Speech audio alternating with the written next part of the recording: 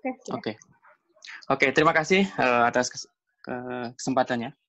Assalamualaikum warahmatullahi wabarakatuh. Bismillahirrahmanirrahim. Teman-teman semuanya, selamat malam dan terima kasih atas antusiasmenya. Kita awalnya juga mengadakan acara ini bincang-bincang saja ya. Jadi di sini tidak ada narasumber, teman-teman. Kita hanya share. Nanti teman-teman kalau ada yang bertanya dan kebetulan kami ilmunya belum sampai sana, mau ikut share, ikut membantu, silahkan. Nah, langsung saya share screen saja, teman-teman. Ini untuk materi yang pertama. Oke, teman-teman ya, untuk yang pertama kali ini, saya akan share salah satu trik. Nah, ini apa ini? Oke, ada yang mau enter room. Nah, teman-teman mungkin banyak yang bertanya ya. Mungkin nggak sih ya, mungkin nggak sih kalau saya pengen jago Excel, tapi saya nggak mau hafal rumus Excel. Karena mungkin ada teman-teman yang baru pemula gitu, melihat rumusnya, ini Excel-nya rumusnya banyak banget ini, saya harus ngapalin dari yang mana. Terus setiap rumus itu ada strukturnya masing-masing gitu ya. Harus ini dulu. Kadang titik koma saja masalah. Kita enter nggak bisa, habis itu putus asa. Udah nggak mau belajar lagi rumus Excel. Nah, ini yang banyak yang bertanya. Bagaimana saya pengen jago Excel, tapi saya nggak mau ngapalin rumus Excel? Apakah mungkin ya? Kita jawab teman-teman ya. Di next slide. Ini next slide-nya gangguan. Sabar. Oke. Ternyata jawabannya adalah bisa banget ya teman-teman ya. Jadi bisa banget. Dan kita akan share ya salah satu trik rahasia di mana ini jarang sekali yang tahu, yaitu terkait dengan Power Query ya. Nanti kita bahas Power Query itu apa. Mohon maaf agak berisik karena sepertinya lagi ada perbaikan di apartemen sebelah. Oke, sebelum kita bahas apa itu Power Query ya, teman-teman kita bahas dulu jenis-jenis Office yang biasa digunakan. Nah ini kalau kita bikin kelas training atau kelas sharing, ini biasanya yang jadi masalah di sini. Karena pesertanya itu punya Office yang jenisnya beda-beda ya. Ada yang 2007, ada yang pakai Office 2010, ada yang pakai 2013, ada yang pakai 2016, ada yang pakai 2019, Office 365 ya. Bahkan ada yang pakai bukan Microsoft ya, tapi produknya WPS atau Libre. Tentunya perbedaan jenis Office ini ya, ini ada nanti perbedaan fitur-fitur Office yang di salah satu Office itu ada, tapi di Office yang versi lain nggak ada. Atau kadang letaknya berbeda. Satunya letaknya ada di sisi sana ya, satunya di sisi sini gitu ya, untuk fitur-fiturnya ini. Nah ini nanti kita juga harus sepakati nih, teman-teman biasanya pakai Office yang mana. Selanjutnya, ini tingkatan Excel ini berdasarkan pengalaman kami ya dari Excel Sense. Jadi kalau misalkan ada yang punya gambaran lain gitu. Kalau menurut saya tingkatannya bukan seperti itu ya, silakan. Tapi ini yang kita share adalah berdasarkan dari pengalaman kita ya dari Excel Sense. Pertama yaitu teman-teman menguasai rumus dasar ya. Jadi pertama itu biasanya kalau masih baru-baru mau kenal Excel itu kita kenal namanya rumus dasar dulu ya. Kemudian kalau sudah biasa pakai rumus dasar, berkembang lagi rumus kombinasi. Jadi rumus dasar-dasar tadi yang kita kuasai, kita kombinasikan bagaimana kita bisa menyelesaikan suatu case tanpa harus nambah kolom ya, yang isinya rumus dasar banyak. Tapi sekali kita paketin jadi kombinasi satu rumus untuk menyelesaikan suatu case yang kompleks. Kemudian setelah itu, kalau kita sudah bisa rumus dasar, rumus kombinasi ya, yang biasanya itu single cell gitu, kita naik lagi ya, kita pahami apa itu array formula. Ya, array formula. Jadi rumusnya bukan lagi merujuk ke satu sel, tapi ke lebih dari satu sel ya, ke array. Kemudian kalau sudah bisa itu ya, karena memang rumus-rumus ini biasanya kita gunakan untuk data cleansing ya, untuk data preparation. Nah, kalau sudah selesai perapian datanya, kita biasanya pakainya pivot table ya untuk analisis ya, untuk melihat apa ini data ini bisa bunyi apa saja gitu ya. Bisa kita analisis menggunakan pivot table. Nah, setelah pivot table ya, kita bisa naik tingkat lagi, kita pakai pivot chart, kita pakai dashboard ya. Jadi pivot-pivot yang kita bikin itu bisa kita hubungkan. Kita bikin slicer, kita koneksikan. Kemudian, nah ini fitur yang terbaru ya, teman-teman ya. Namanya Power Query ya. Power Query, Power Pivot, dan Power BI. Nah, ini kalau teman-teman pernah dengar atau ada yang mungkin yang sudah biasa menggunakannya. Ini fitur ini sangat luar biasa sekali. Ini baru ada di Excel di Office tahun 2016. Tapi teman-teman yang pakai versi lama, Office yang 2010, 2013 itu dikasih kesempatan ya untuk bisa menikmatinya melalui add-in ya. Jadi teman-teman masih bisa download add-in-nya dan gratis ya langsung dari websitenya Microsoft, kemudian diinstal saja, itu bisa menikmati Power Query ya, Power Pivot ini bisa. Ada pun teman-teman yang pakai versi lama, yang pakai 2007 ya, yang Excel 2007 artinya Excel itu sudah umurnya 13 tahun yang lalu, yang masih pakai itu. Nah itu mohon maaf, itu nggak ada pilihan bikin install add-in ya. Jadi memang fitur itu nggak bisa dinikmati di Excel 2007. Tapi ada alternatif lagi, nih ya. Teman-teman bisa download Power BI. Nah, Power BI ini aplikasi gratis ya, semacam Tableau. Kalau teman-teman biasa pakai Tableau ya, ini Power BI itu juga semacam itu ya untuk dashboard. Tapi di dalamnya sudah ada paketan Power Query sama Power Pivot. Jadi yang mau mencicipi Power Query, Power Pivot, tapi Excel-nya 2007 ya, silahkan download Power BI. Nah, itu gratis ya, gratis. Kemudian ada lagi ya, ini ada sesi lagi yang udah advance itu ya, udah tahu semuanya itu, terus belajar lagi VBA atau makro ya, Visual Basic. Karena memang ada beberapa hal yang kita kadang untuk merapikan data atau untuk apa namanya ya, untuk data preparation itu nggak cukup pakai rumus ya, pakai rumus saja nggak cukup, pakai query nggak cukup kadang ya. Untuk mempercepat lagi biar lebih efisien lagi, kita mau nggak mau harus pakai VBA ya. Salah satu fitur VBA yang terkenal yaitu looping ya. Kita bisa melakukan apa namanya looping untuk perapihan, untuk modifikasi data. Kemudian selanjutnya, nah ini dia. Bagaimana caranya kita bisa jago Excel ya, tapi tanpa rumus, tanpa harus menghafal rumus. Ini salah satu contoh saja teman-teman. Kalau di rumus Excel ya teman-teman tahu ada fungsi teks ya, ada upper, ada proper, ada lower ya. Kemudian ada left, ada mid, ada right, ada learn ya. Mid itu biasanya gandengannya learn. Kalau kita mid saja biasanya nggak terlalu berguna gitu ya. Tapi kalau kita punya mid dan learn baru berguna. Kemudian ada juga VLOOKUP ya, ini sangat terkenal sekali VLOOKUP. Kemudian ada if. Nah teman-teman kalau yang biasa mungkin udah biasa dengan rumus-rumus ini ya udah biasa kan, nggak ada sulit-sulitnya itu. Wah itu mah biasa aja gitu. Atau yang baru belajar itu mungkin ngelihatnya, waduh ini rumus apaan lagi nih, banyak sekali. Nah bagi yang nggak mau ngapal rumus tapi masih pengen jago Excel itu ada solusinya yaitu pakai Power Query ya. Kalau di rumus Excel tadi tinggal di rumus Excel itu kita harus ngetik rumusnya harus benar ya. Di query ini kita tinggal klik saja. Ini bisa dilihat ya. Fungsi teks itu tinggal klik kalau di query ya. VLOOKUP pun tinggal klik saja. If itu tinggal klik saja ya. Jadi nggak terlalu banyak mikir ya.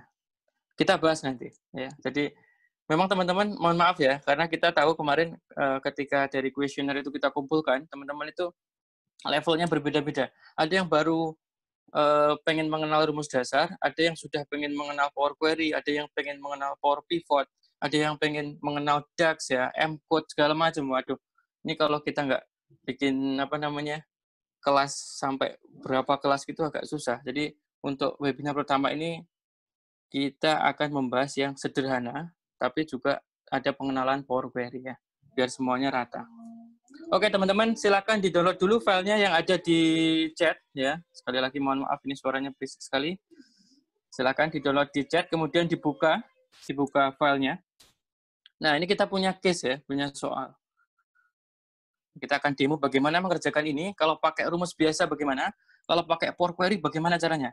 Nah kita nanti bandingkan ya. Teman-teman bisa sekalian membandingkan. Wah kalau saya ini mendingan pakai Power Query ini, yang lebih enak itu. Atau wah kalau saya tetap pakai rumus saja.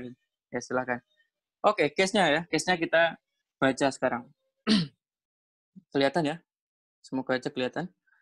Seperti ini ya teman-teman ya case-nya. Kita misalkan punya data awal kita tabelnya seperti ini ya. Kita punya data nama supplier. Disclaimer dulu ya sebelum kita bahas. Jadi semua data yang kita simulasikan di webinar ini maupun yang ada di YouTube saya ya, di YouTube kita belajar Excel, itu semuanya data bohongan ya, data dummy. Jadi jangan sampai data-data ini dikira data beneran ya, atau dikira data yang bisa diolah nanti dianalisa buat penilaian-penilaian apa gitu ya. Jangan ya. Ini data-data dummy saja buat pelatihan saja. Kalau ada persamaan ya kami mohon maaf.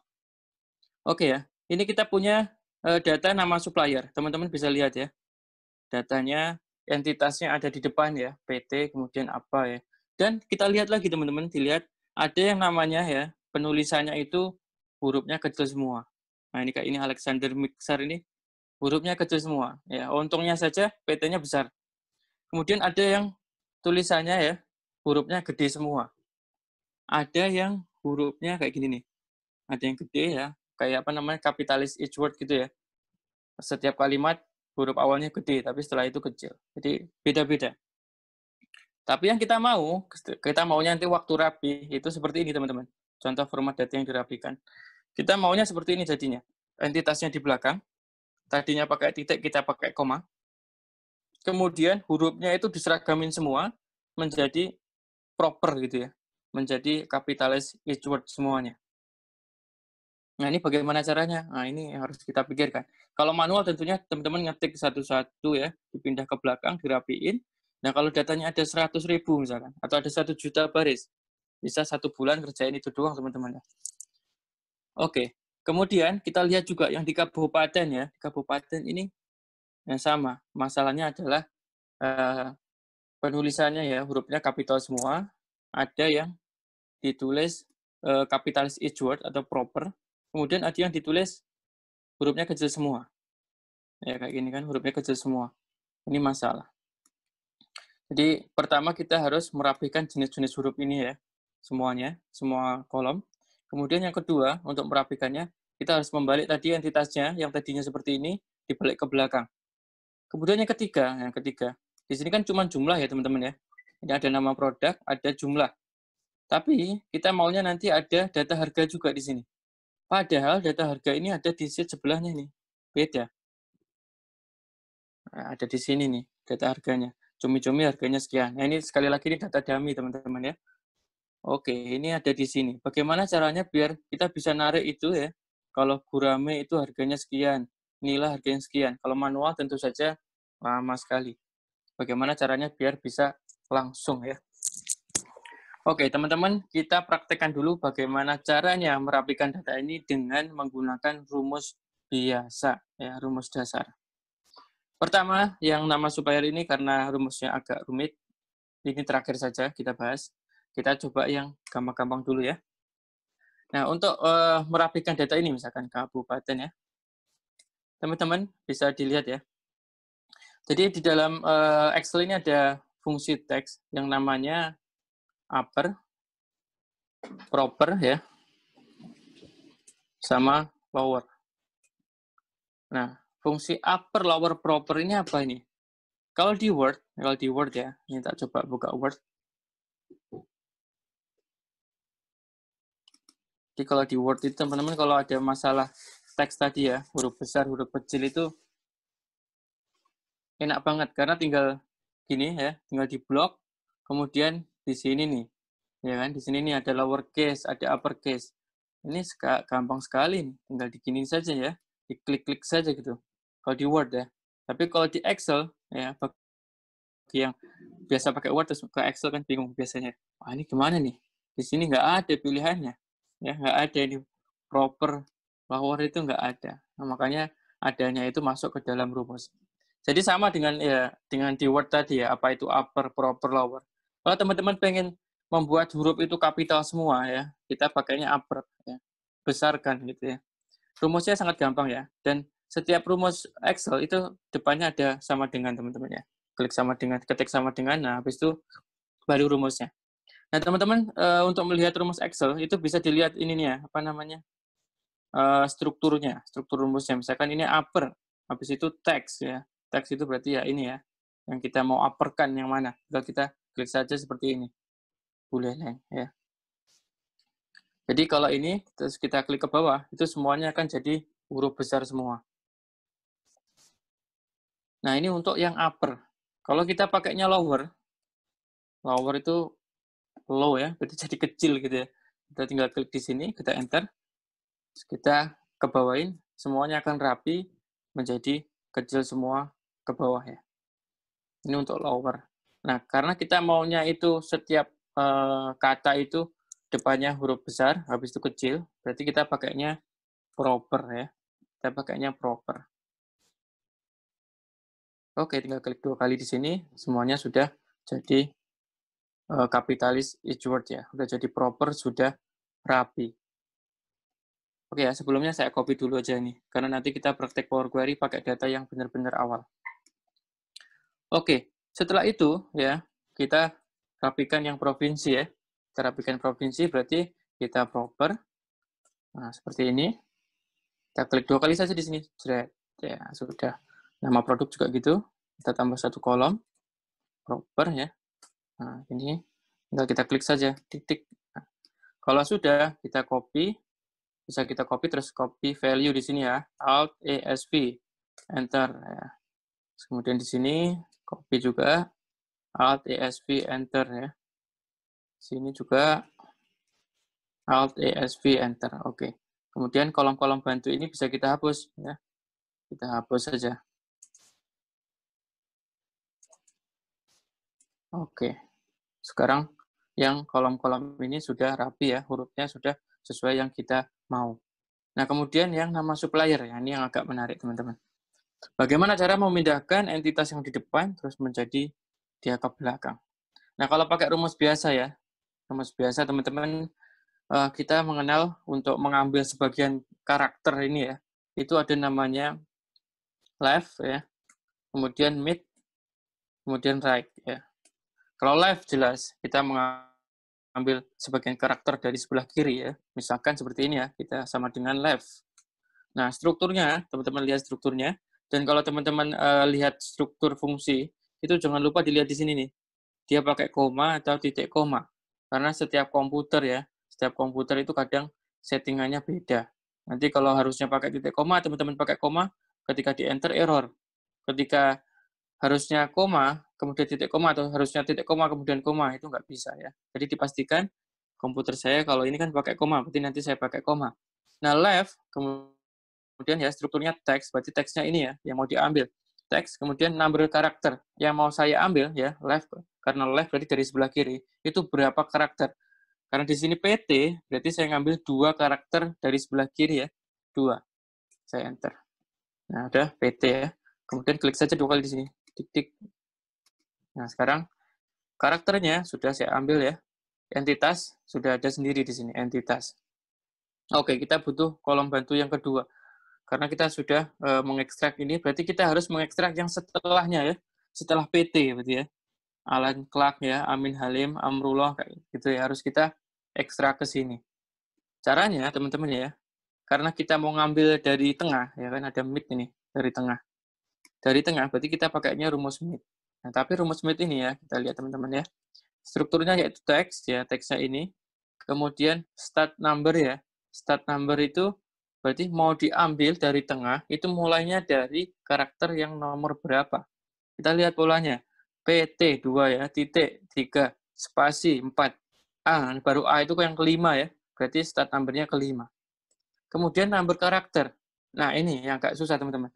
Karena kita tahu bahwa nomor karakter ya, jumlah karakter yang kita ambil dari tengah sampai selesai ini beda-beda setiap baris ya. Misalkan Alan Clark ini kan A dari K itu jumlahnya pasti beda sama yang ini, jumlahnya banyak banget ya. Kalau misalkan saya tentuin diambil misalkan 9 ya. Nah, Alan Clark ya, Alan Clark. Oke, saya ambil 10 misalkan. Itu Alan Clark. Oke, yang Alan Clark bisa ya, tapi kalau kita drag ke bawah, nah ini yang lain ini kok keambilnya cuman 10 karakter ya. Ini lihat. Adri Ahmad ya. Padahal ada Adri Ahmad derajat.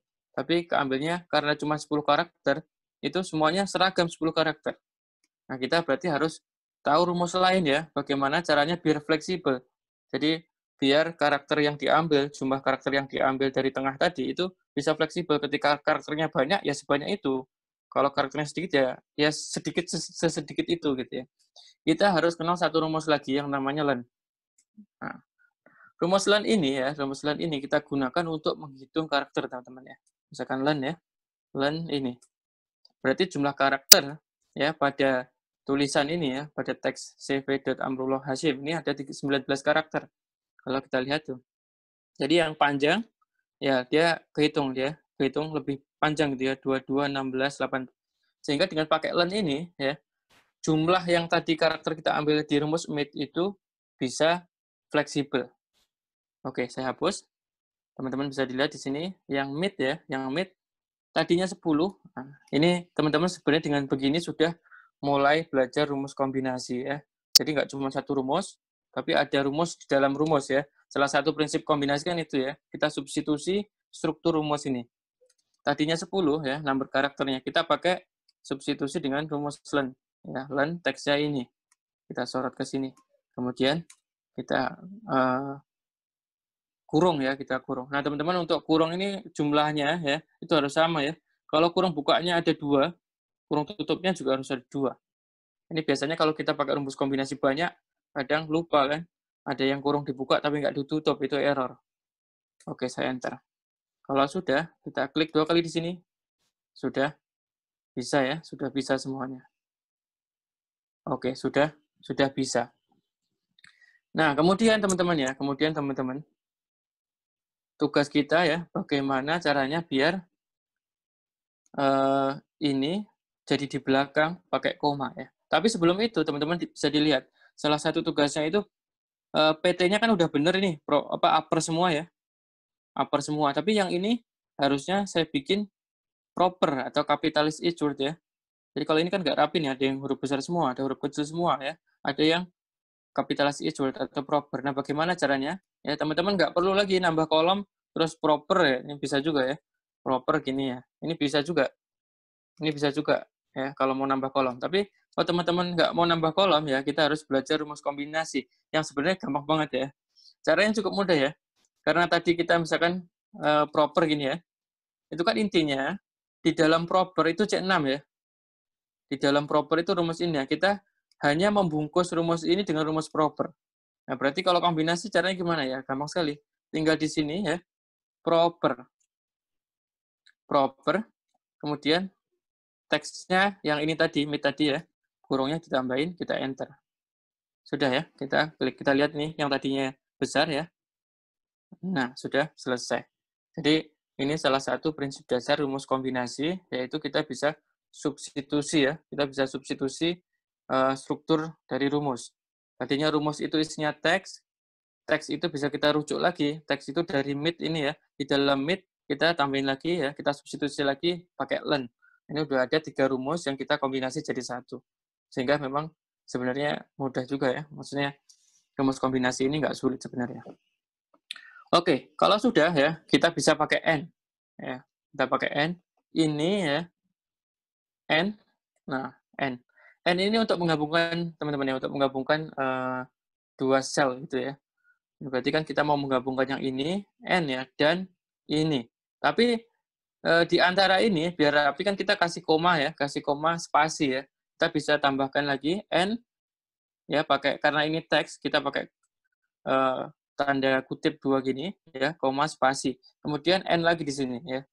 Sehingga logikanya ini ya, apa yang ada di dalam sel ini ya, N, koma spasi, kita pakai kutip, jangan lupa karena itu teks, dan yang ada di sel ini ya, kita enter saja. Nah, sudah jadi ya, sudah jadi. Nah, bagaimana rumus kombinasinya? Saya nggak mau nambah kolom nih, saya maunya di dalam satu kolom ini, ya, sudah semua rumus ya, sudah semua rumus. Bisa teman-teman ya, bisa teman-teman. Kita lihat nih strukturnya. C6 dan B6 ya. Kita lihat C6 isinya apa? C6 isinya ini ya, B6 isinya ini. Ya, tinggal kita ganti saja ya. Ini saya copy ya. Kalau mau rumus kombinasi itu prinsipnya sederhana sekali. Saya copy di sini. Kemudian, karena C6 isinya tadi ya, ini saya ganti rumusnya. Pakai yang isinya C6 tadi. Bisa ya. Kemudian, B6 isinya ini ya, isinya left ini. Ini saya copy ya, sama dengannya nggak usah, karena sama dengan itu cukup sekali saja. Nah, ini B6-nya saya ganti. Nah, ini kita copy. Udah. Karena ini udah langsung merujuknya ke sini ya. Kalau kita klik, dia langsung merujuk ke sini. Sehingga kolom bantu ini sudah nggak diperlukan lagi ya. Ini sudah pensiun saja. Nah, sudah selesai teman-teman ya. Kita bisa membalik yang tadinya entitas di depan bisa ke belakang, kemudian pakai koma. Ini untuk bagaimana cara dengan menggunakan rumus kombinasi ya. Sangat mudah. Dan ini kelihatannya keren kalau orang nggak tahu. Wah, keren sekali nih. Padahal prosesnya sangat mudah teman-teman ya. Oke, kemudian selanjutnya bagaimana dengan harga ya. Kita pengen di sini ada harga. Padahal harga ini ya kita harus lihat satu-satu ya, karena setiap nama produk ikan ini beda-beda. Yang gurame itu ya, kalau kita lihat di database harga, ya ini saya taruh di sini biar gampang. Di database harga ya, cumi-cumi harganya sendiri, gabus harganya sendiri, gurame harganya sendiri ya. Ini kalau manual kan kita lihat satu-satu, harga gurame sekian, tulis ke sini kopas ya. Kalau row-nya banyak, luar biasa, makan waktu. Nah, dengan begitu kita harus mengenal rumus namanya VLOOKUP teman-teman ya. VLOOKUP, vertical lookup. Kita lihat lagi strukturnya. VLOOKUP ini apa saja? Lookup value ya. Lookup value itu apa yang dilihat ya? Apa yang mau dilihat? Nah, lookup value itu berarti apa yang mau dilihat? Mau dilihat itu apa? Saya mau melihat harga gurame. Berarti lookup value-nya di sini ya, yang ini ya. Ada yang raise hand? Oke. Lookup value-nya ini, koma, table array. Table array itu tabel referensi. Jadi, saya mau melihat harga gurame itu berdasarkan referensi yang mana gitu ya. Kita lihat ini lookup value, kemudian tabel array. Nah, berdasarkan referensi yang ini ya, berarti tabel array-nya harus saya blok. Nah, seperti ini teman-teman. Nah, kemarin ada yang nanya juga. Nah, VLOOKUP ini kalau di dalam satu sheet, terus kemudian beda sheet, kemudian beda file, caranya gimana ya? Prinsipnya sama. Prinsipnya sama sebenarnya. Tinggal kita blok-blok saja ya, tabel referensinya di sini ya. Saya blok di sheet lain. Kemudian untuk tabel referensi, jangan lupa teman-teman F4 ya, di dolar ya. Ini, jangan lupa di dolar ya, di F4. Kenapa di dolar ya? Karena nanti ketika rumus itu kita drag ke bawah, biar nggak geser rumusnya ya. Jadi kita patenkan dia. Oke, setelah itu kolom indeks ya. Kita lihat lagi ya. Di sini nih. Kolom indeks. Kolom indeks di sini ya, yang mau dilihat itu kolom nomor berapa? Harga kan di kolom nomor 2. Kita tadi ngeblok dari sini ya. Ngeblok dari sini ke sini. Berarti harga ini ada di kolom nomor 2 ya. Tinggal ditulis 2. Kemudian saya pilihnya yang exact match ya, yang sama persis. Enter saja. Sudah jadi. Kalau sudah, kita klik 2 kali sini. Jret. Nah, sekarang semuanya sudah terisi dan sebagaimana mestinya. Nah, ini teman-teman, ini semua tadi bagaimana caranya kita merapihkan data-data ini, tapi menggunakan rumus biasa. Bagaimana caranya jika saya nggak mau ngapalin rumus tadi? Ada left, ada mid, ya, ada proper, lower, upper, apalah itu, lower. Kadang kan kayak gitu tuh. Pusing sekali kebanyakan. Ada value, apalah ini. Saya pengennya gimana ngolah data, merapikan data tanpa harus mengapal rumus, tapi tinggal klik. Kita coba bagaimana caranya ya. Kita ke database yang ini ya. Ini saya hapus dulu. Ya, ini biar benar-benar database awal. Oke, kita ke cara yang kedua, yaitu pakai Power Query ya. Caranya sangat mudah teman-teman ya. Ini yang hasilnya saya hapus saja. Karena udah tahu tadi kan pengennya seperti apa. Caranya teman-teman tinggal klik saja di tabel ini ya. Di salah satu tabel. Bisa di-blok kalau teman-teman nggak yakin. Tapi kalau yakin ya udah klik salah satu saja. Kemudian ke data. Kemudian kita ke sini. From table ya. Kita data from table. Kita masukkan ke query. Oke, kita tunggu saja. Nah, ini ada error. Karena ada filter ya. Jangan khawatir. Kita discard saja.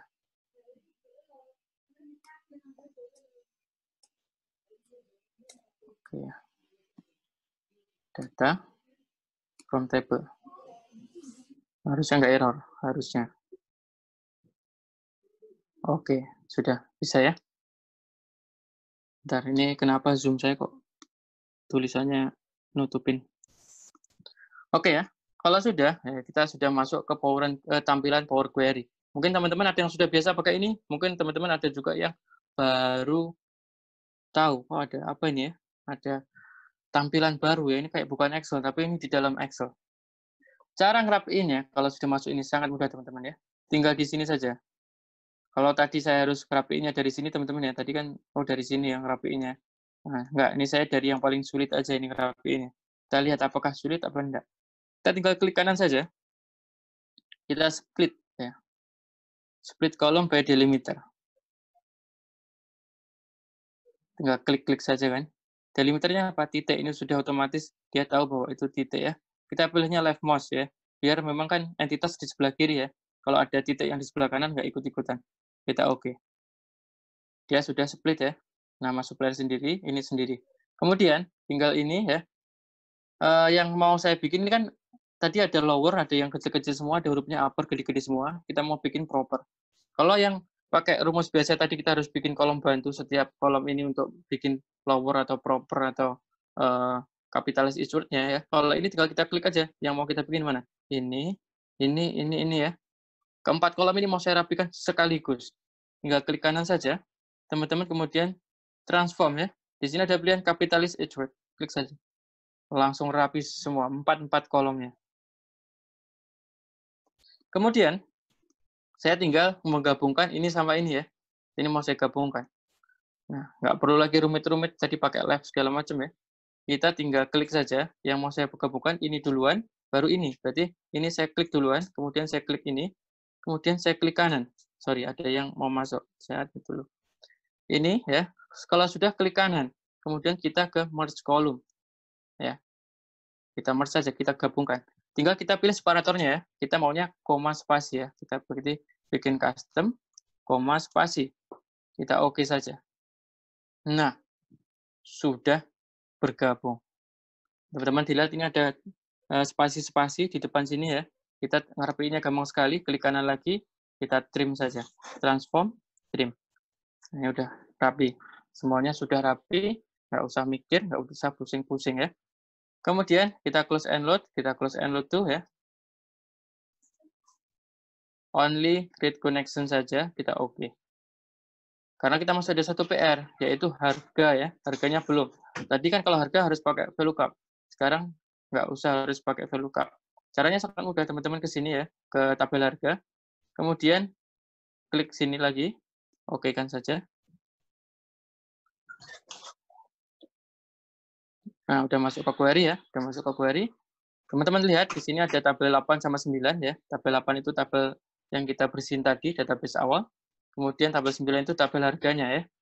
Kalau sudah teman-teman pilih di sini ada merge query ya, merge query as new.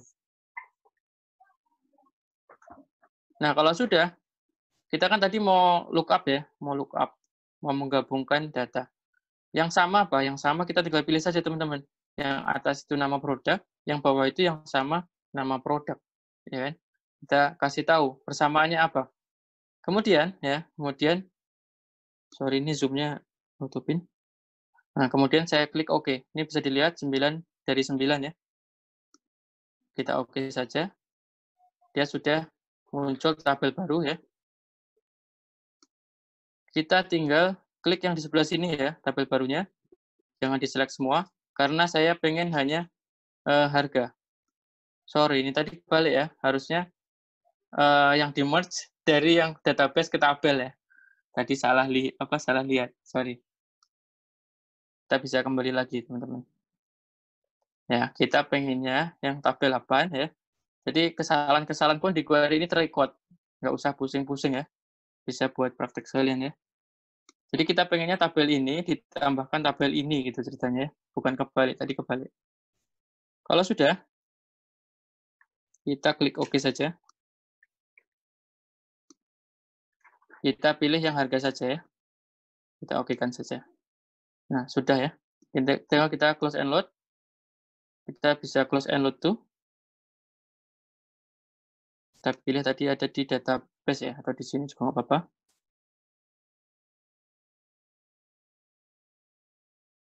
Oke, di sini aja ya, new worksheet aja. Oke, ini sudah selesai ya, sudah selesai sebagaimana data rapi yang kita inginkan, tanpa harus tadi mikir VLOOKUP, tanpa harus left, right, mid, segala macam, kita motong-motong, kita gabungin rumus, segala macam seperti tadi. Nah, ini adalah jawaban bagi teman-teman yang mungkin bertanya, bisa nggak saya jago Microsoft Excel tanpa harus ngapal rumus? Jawabannya bisa, asal teman-teman mau latihan ya, mau latihan, mau simulasi, mau belajar dengan cara-cara yang ada. Oke, mungkin dari saya demikian. Terima kasih. Kalau ada salahnya, mohon maaf ya. Kalau ada yang nanya, silakan nanya saja. Assalamualaikum warahmatullahi wabarakatuh. Waalaikumsalam warahmatullahi wabarakatuh. Jadi Mas Hari, kita langsung aja ke materinya Mas Egi dulu. Selanjutnya baru nanti sesi pertanyaannya gabung aja ya. Jadi gimana Mas Egi, silahkan. Halo Mas Egi. Ya, oke. Ya, makasih. Ya, makasih Mbak Dayu. Oke, saya coba share dulu materinya.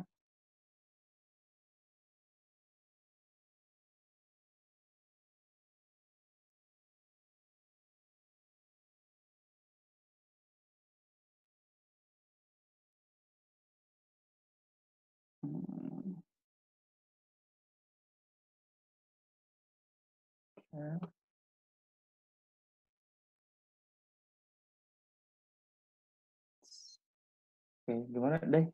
Kelihatan nggak? Halo Day? Iya Mas, udah oke. Udah ya, sudah. Kedengeran. Oke. Ya, selamat malam Bapak Ibu sekalian, teman-teman Sobat Excel Sense ya disebutnya.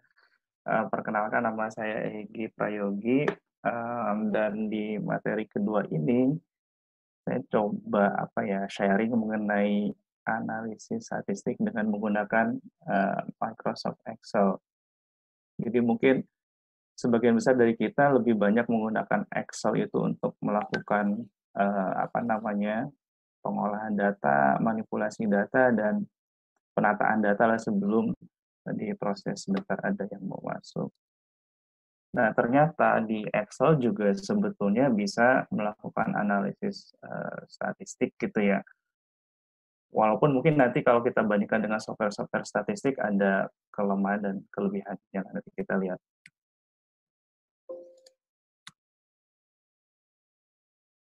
Nah, yang pertama, tahapan pengolahan data mungkin saya coba mengkelompokkan menjadi 3 tahap. Yang pertama, ada tahap penginputan data. Biasanya kita menggunakan Excel untuk menginput data. Kalau kita turun ke lapangan menggunakan kuesioner, kita input data dari kuesioner ke dalam komputer melalui Excel kebanyakan. Untuk penggunaan software statistik sendiri, saya kira teman-teman lebih banyak input di Excel dulu, baru nanti ketika akan dianalisis, baru diekspor ke ke software statistik. Jadi di Excel sendiri untuk input data, kita bisa ya gunakan Excel spreadsheet-nya, atau kalau teman-teman juga biasa pakai VBA, kita bisa pakai VBA form buat input data, atau ada alternatif ketiga, yaitu import data dari sumber lain. Nah, di tahapan kedua ini ada penataan data, termasuk yang Mas Haryono tadi jelaskan, mungkin itu termasuk penataan data. Jadi, kadang-kadang data yang sudah ada, yang sudah kita terima itu tidak bisa langsung kita olah, tapi harus kita tata dulu, entah itu pembersihan misalkan, ada yang tidak rapi, atau formatnya belum sesuai semua, atau kadang-kadang kita harus membuat variabel baru, misalkan pengelompokan usia. Karena dari analisis data yang kita butuhkan ternyata membutuhkan variabel pengelompokan usia.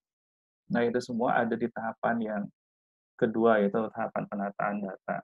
Di tahapan penataan data ini, ada formula Excel tentunya yang bisa kita gunakan.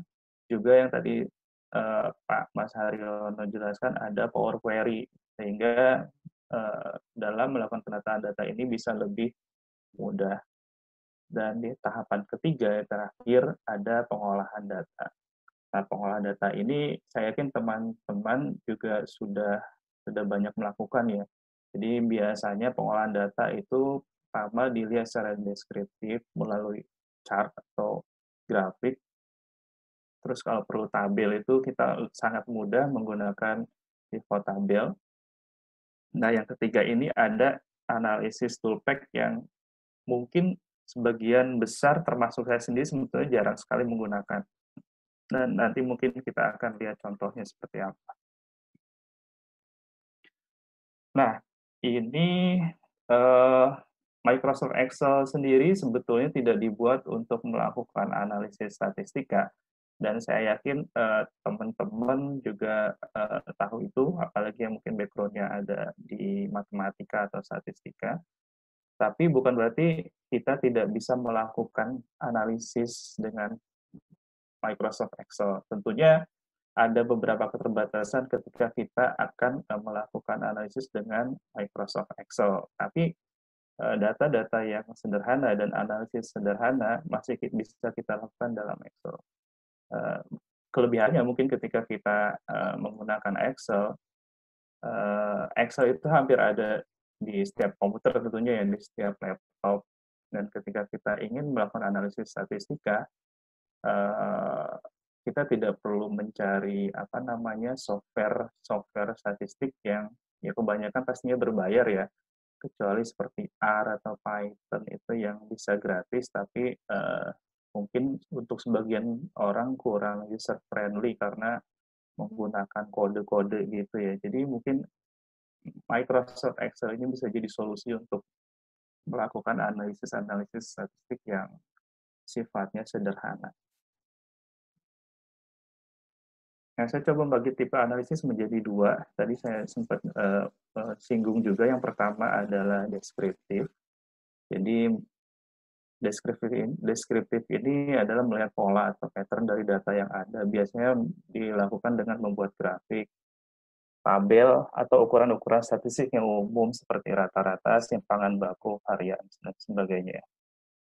Nah, di tipe analisis yang kedua ini ada inferensial. Kalau dari kata inferensialnya, kalau kita coba terjemahkan itu kan menyimpulkan gitu ya. Jadi di teknik analisis inferensial ini, kita memungkinkan untuk menggunakan sampel untuk membuat suatu generasi terhadap populasi. Ya. Jadi ini sangat berkaitan erat dengan nantinya metode sampel dan juga pengujian hipotesis.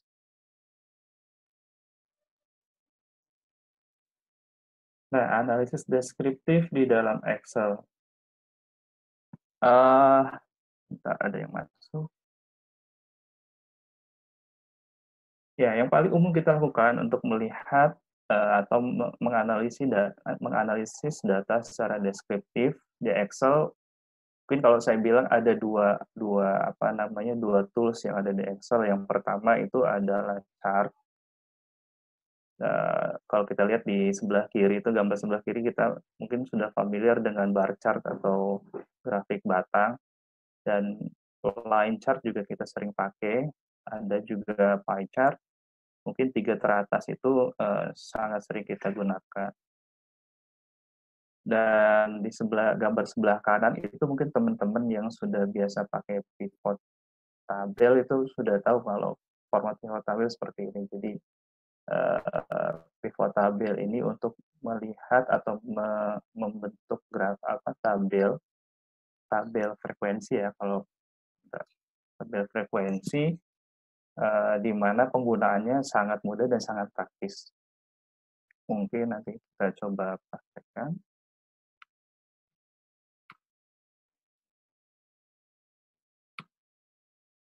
Nah, analisis inferensial sendiri di Excel ada beberapa, walaupun jujur saya juga tidak pernah menggunakan semuanya. Tapi ada beberapa seperti t-test, itu sampling gitu kan, atau ANOVA itu ada data-data yang sederhana yang sedikit itu bisa dilakukan di sini. Nanti mungkin kita akan coba di sesi ini untuk melihat atau menggunakan tool ini untuk masalah yang dapat diselesaikan dengan t-test dan ANOVA mungkin ya untuk sesi kali ini, karena kalau kita bahas semuanya juga mungkin akan terlalu lama waktunya.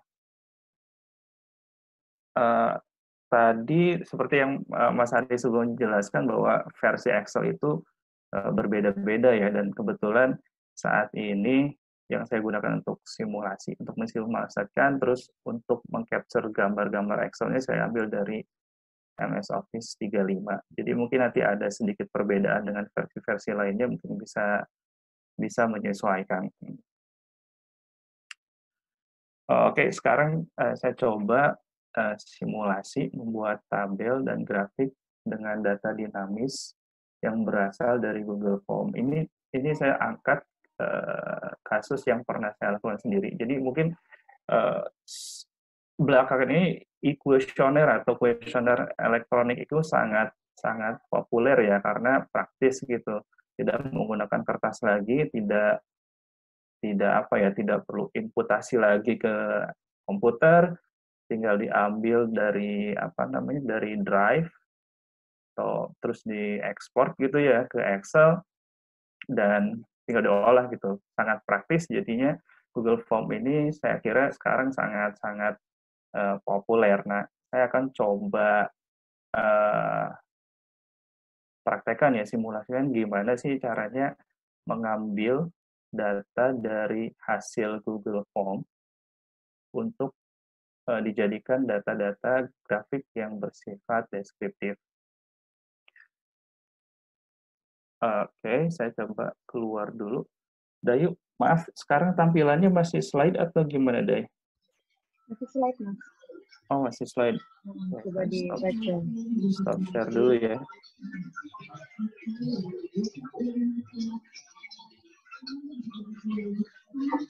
Sharing.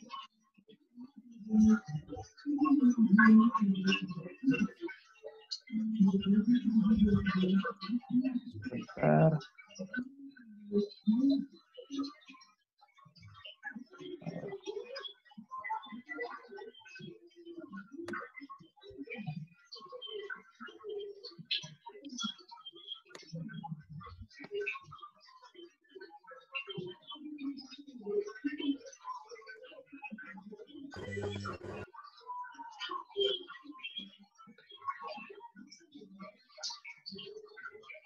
Gimana Mas Edi, belum?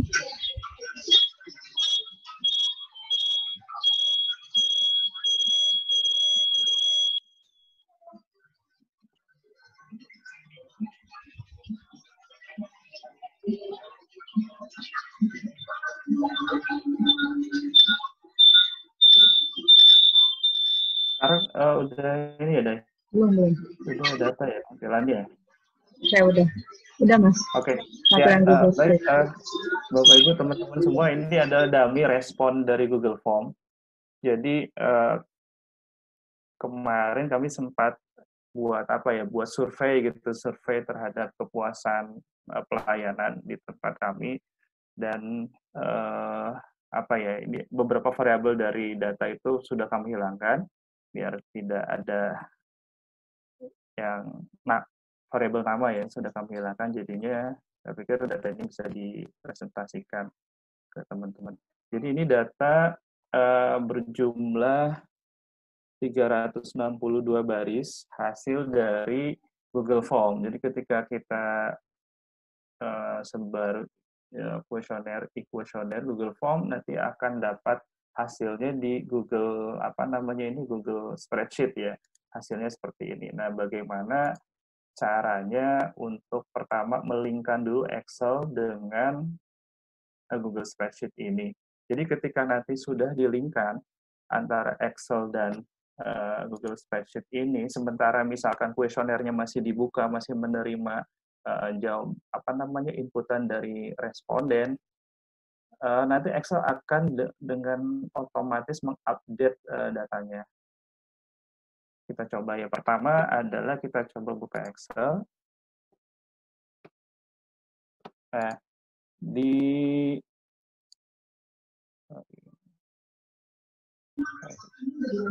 Tampilannya masih Google Script. Oh iya.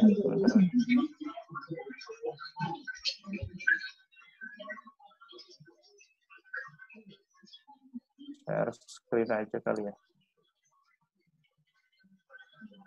Ini gimana dari sekarang? Sekarang masih yang spreadsheet. Oke, ini udah. Kosong kan ya? Ini udah masuk Excel. Oke. Sudah.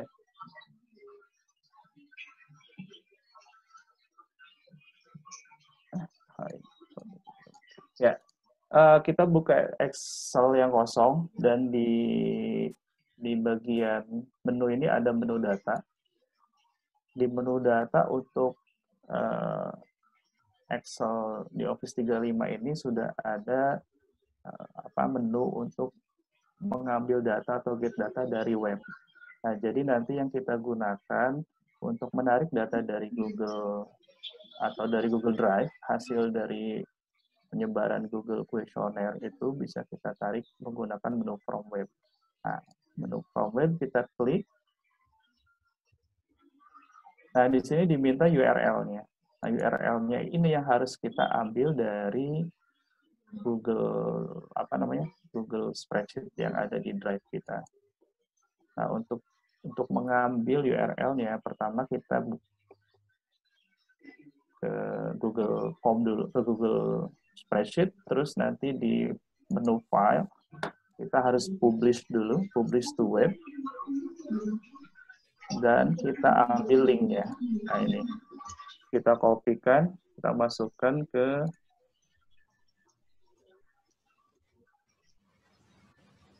form web yang tadi diminta di Excel. Oke.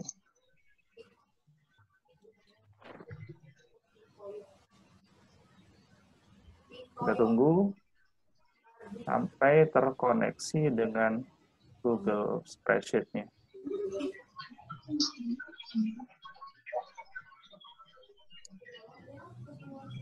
Nah, kalau kita lihat di sini di bagian sebelah kiri ini ada dokumen dan tabel 0. Jadi data yang ada di dalam Google Spreadsheet itu dinamai oleh Excel table 0. Nah, kalau kita lihat sekilas data yang ada di sini, kita lihat nama kolomnya masih ini kayaknya nama di generate aja sama Excel-nya kolom 1, 2, 3, padahal di baris ini sebetulnya ada nama kolom sebenarnya nih. Ada timestamp, usia, jenis kelamin, pendidikan terakhir, dan lain-lain.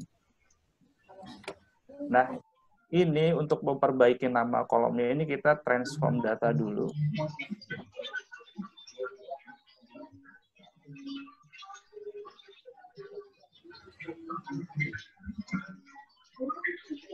Dan kita klik pojok kiri atas. Di sini ada menu use first row as headers. Kita klik. Nah, nama kolom sekarang sudah sesuai dengan apa yang kita inginkan. Dan kalau kita lihat di dua kolom pertama ini, sepertinya ini tidak kita gunakan. Ada kolom kosong dan kolom nomor ini mungkin bisa kita delete, atau di blok terus di remove kolom. Oke, sepertinya data. Halo, Day.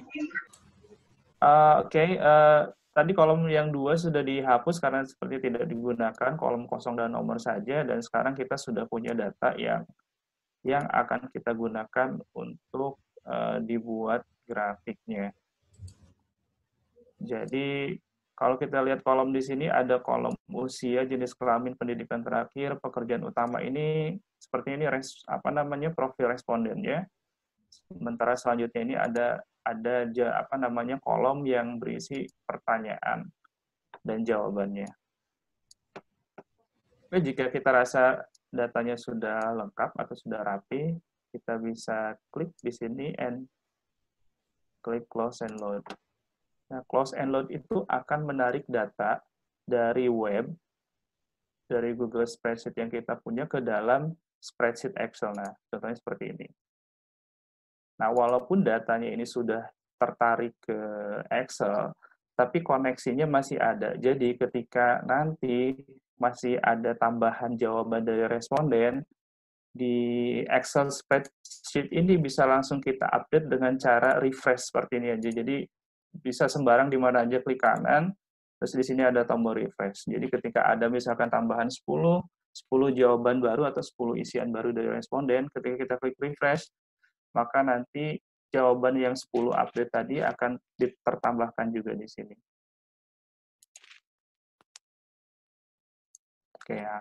Sekarang kita coba buat tabel ya, pivot tabel. Ya, salah satu cara melihat data secara deskriptif.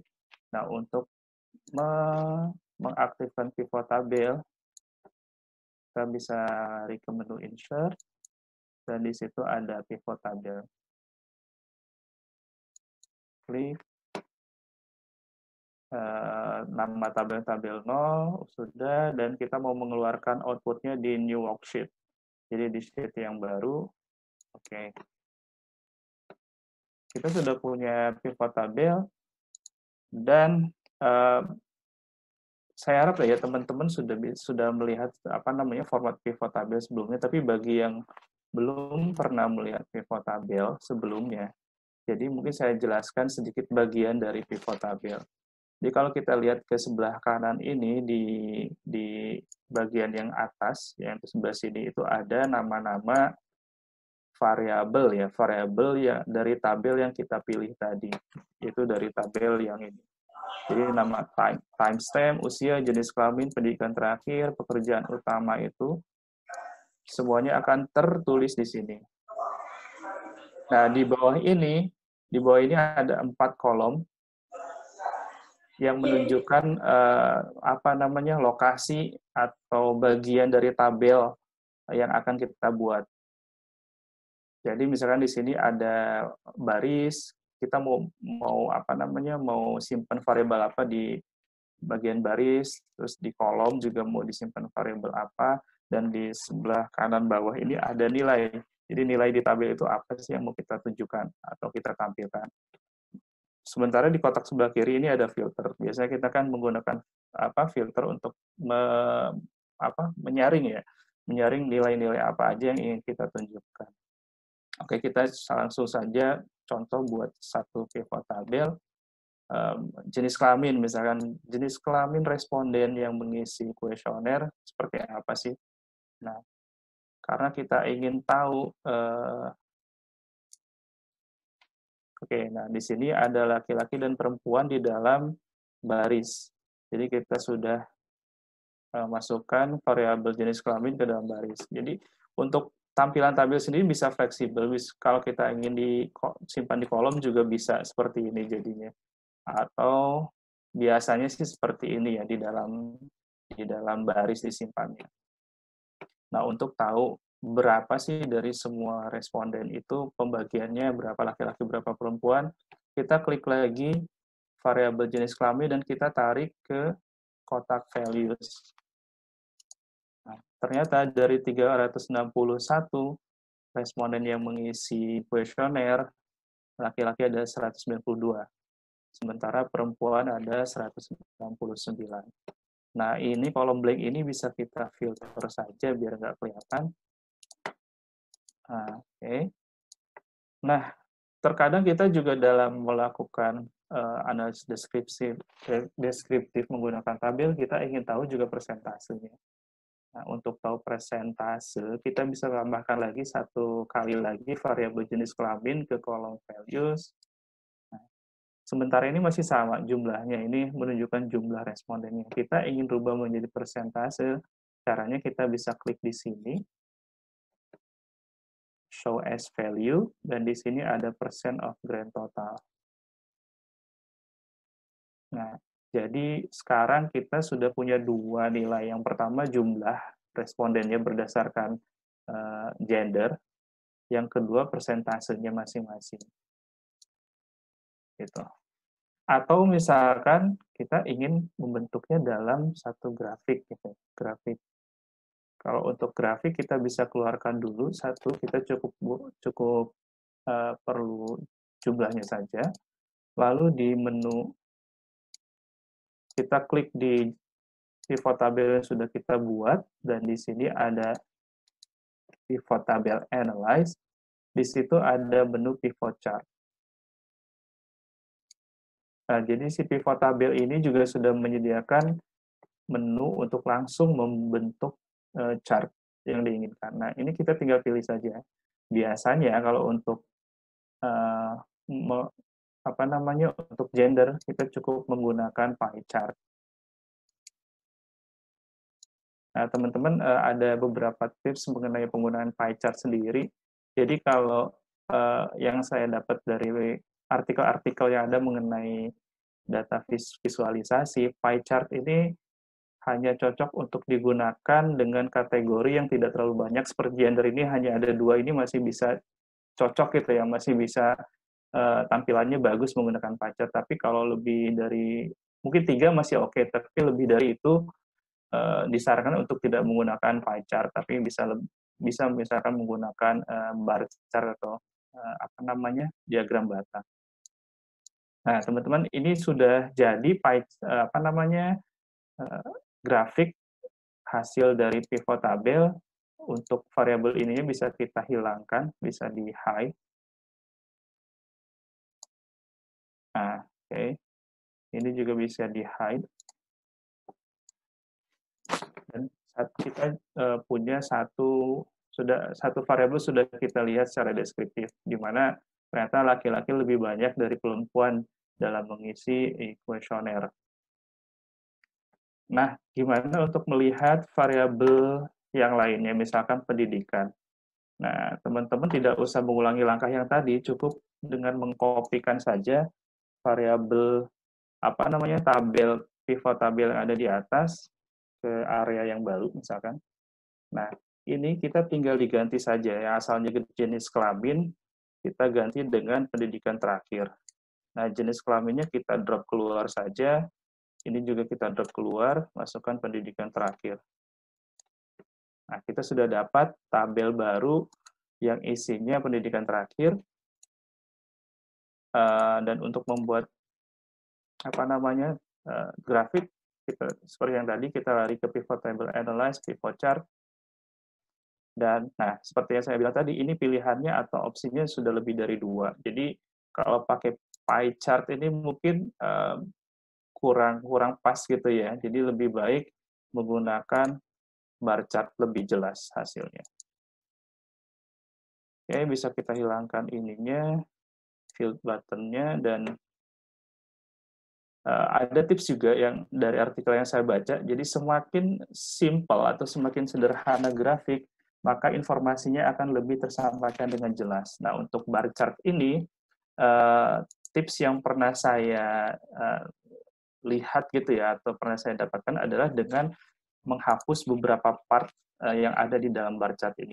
Pertama adalah dengan menghapus garis, terus ini apa namanya, y-axis ini, value, dan value-nya itu ditampilkan langsung di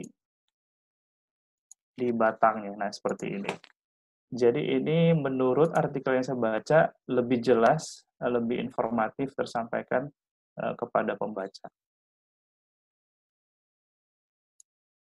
Nah, mungkin dua itu saja sebagai contoh, dan biasanya kita buat report di Microsoft Word kan ya. Kita coba pindahkan ke Microsoft Word. Nah, misalkan di sini kosong. Misalkan di sini ada bab profil responden.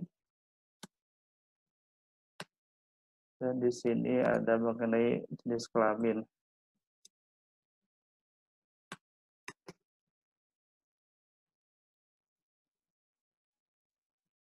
Kita kopikan ke sini, nah copy. Nah, teman-teman kalau kita lihat, setelah kita copy dan kita lihat di pojok kiri ini, ada beberapa apa namanya face option atau pilihan dalam menempelkan gambar yang ada pada yang kita pindahkan dari Excel. Pertama ini ada apa namanya, embed workbook. Jadi saya ingin menggarisbawahi perbedaan antara embed workbook dengan yang link. Jika teman-teman merasa masih si data yang dari Google Form tadi masih bisa berubah, saran dari saya kita gunakan yang link ini. Link. Jadi nanti ketika data di form Google itu masih ada tambahan dan apa namanya belum di close gitu ya kuesionernya, nanti akan secara terupdate langsung mengupdate Excel dan juga langsung mengupdate ke file ininya gitu, ke Word. Contoh misalkan sebentar saya copy dulu yang bawahnya biar kelihatan lebih jelas. Saya juga ini ambil link yang ambil option yang apa namanya ini, yang di link jadi data yang di Excel itu masih nge-link ke grafik yang ini. Nah, kita coba kalau kita tambahkan di, misalkan ada isian baru di, isian baru di sini, kita kopikan saja. Ada isian baru tidak tamat SD gitu ya.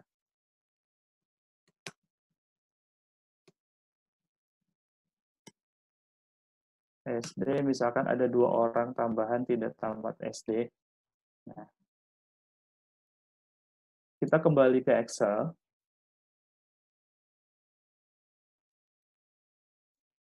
Nah, kalau kita lihat di bawah ini, belum ada tambahan tersebut. Nah, tadi sempat saya bilang bahwa untuk mengupdate Excel yang ada di sini, karena kita menggunakan Power Query, kita cukup klik kanan di sini dan klik refresh. Refresh, terus kita lihat ke bawah.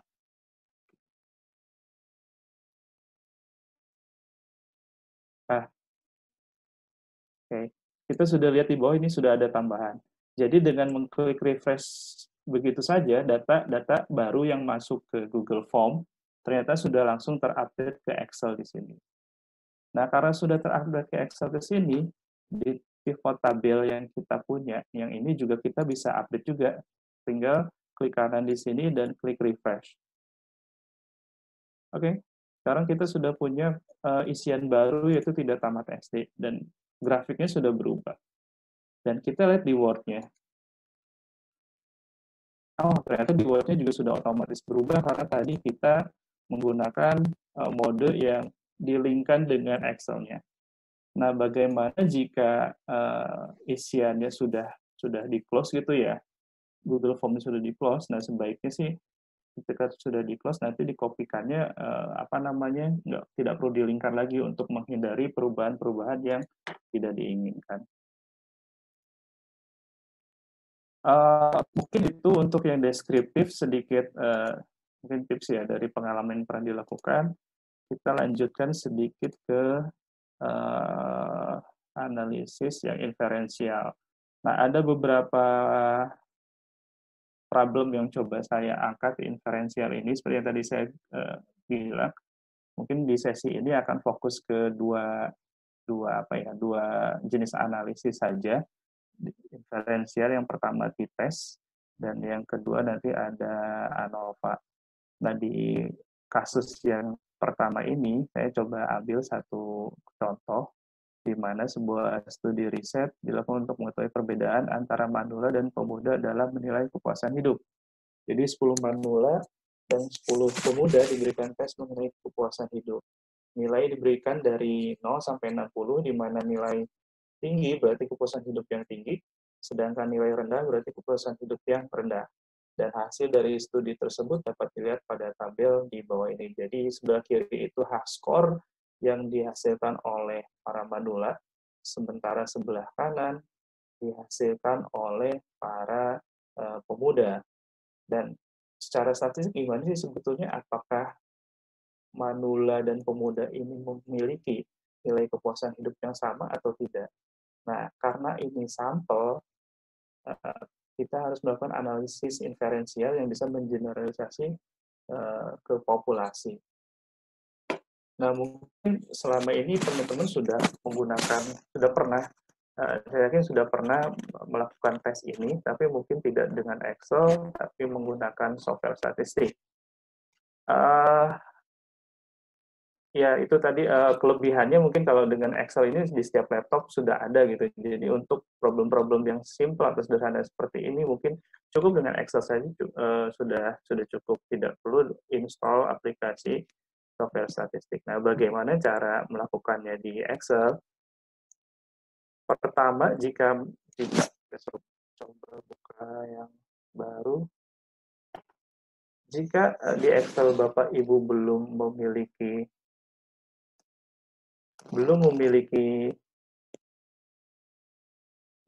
menu data analisis, berarti harus ditambahkan dulu di add-in-nya. Caranya gimana? Masuk ke menu file, Terus di sini ada option, masuk ke add-in, dan di sini Excel add-ins, go. Nah, pastikan add-ins analisis toolpack ini sudah tercentang gitu ya, untuk agar menu analisis toolpack itu keluar. Dicentang baru oke. Oke, nanti tadi kita coba copy ininya, coba copy ya. Nah, ini kita sudah punya data dari hasil studi ya untuk older atau orang tua dan manula. Caranya untuk mengetes apakah mereka berbeda secara signifikan atau tidak, klik data analisis, terus di sini ada t-test. Nah, t-test sendiri, di sini ada 3 macam. Jadi yang t-test pair to sample for means ini, tes untuk yang dependent ya biasanya kita bilang, jadi 2 variabel itu saling berhubungan. Sementara pada kasus ini orangnya berbeda gitu masing-masing, yang satu tua, yang satu muda, dan keduanya tidak berhubungan gitu ya. Jadi kita menggunakan t-test to sample. Nah, mengenai equal variances dan unequal variances ini biasanya di problem itu sudah ada informasinya. Biasanya ketika apa namanya, ya biasanya di problem itu sudah di state apakah dia equal variance atau tidak.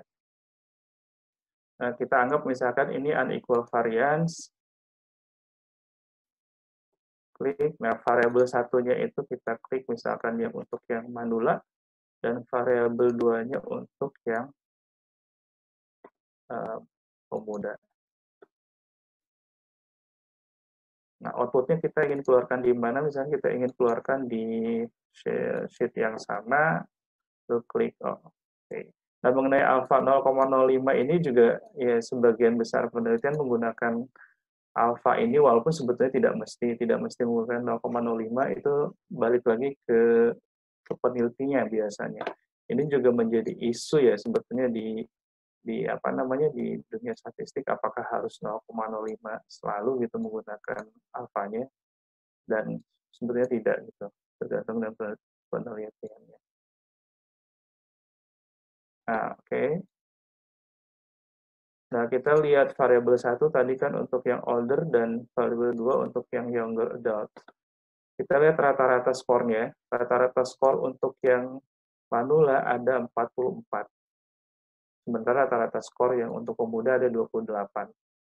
Artinya secara deskriptif, ternyata yang manula itu merasa lebih puas gitu, dan lebih bahagia puasnya dibandingkan dengan pemuda, karena skornya lebih tua. Kalau kita lihat variasinya mirip. Ini jumlah observasinya, jumlah sampelnya untuk masing-masing kategori usia, dan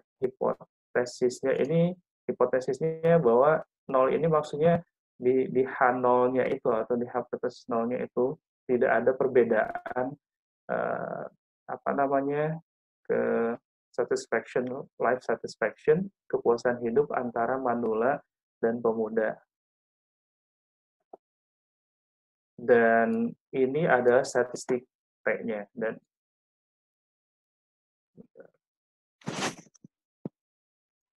statistik T hitungnya ternyata setelah dihitung, oh ya, mungkin kali ini di sesi ini saya tidak akan berbicara terlalu apa ya, tidak akan berbicara sampai ke rumus dan sebagainya, karena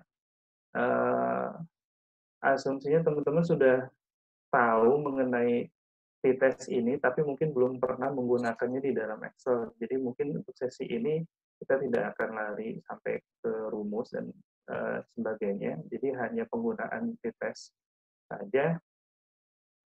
Dan ini p-value untuk jika t-testnya satu arah. Ini juga satu arah, dan ini dua arah. Nah, karena tadi di penelitian tadi tujuannya untuk melihat perbedaan saja, tidak melihat apakah apakah yang manual itu lebih besar atau lebih kecil, makanya kita menggunakan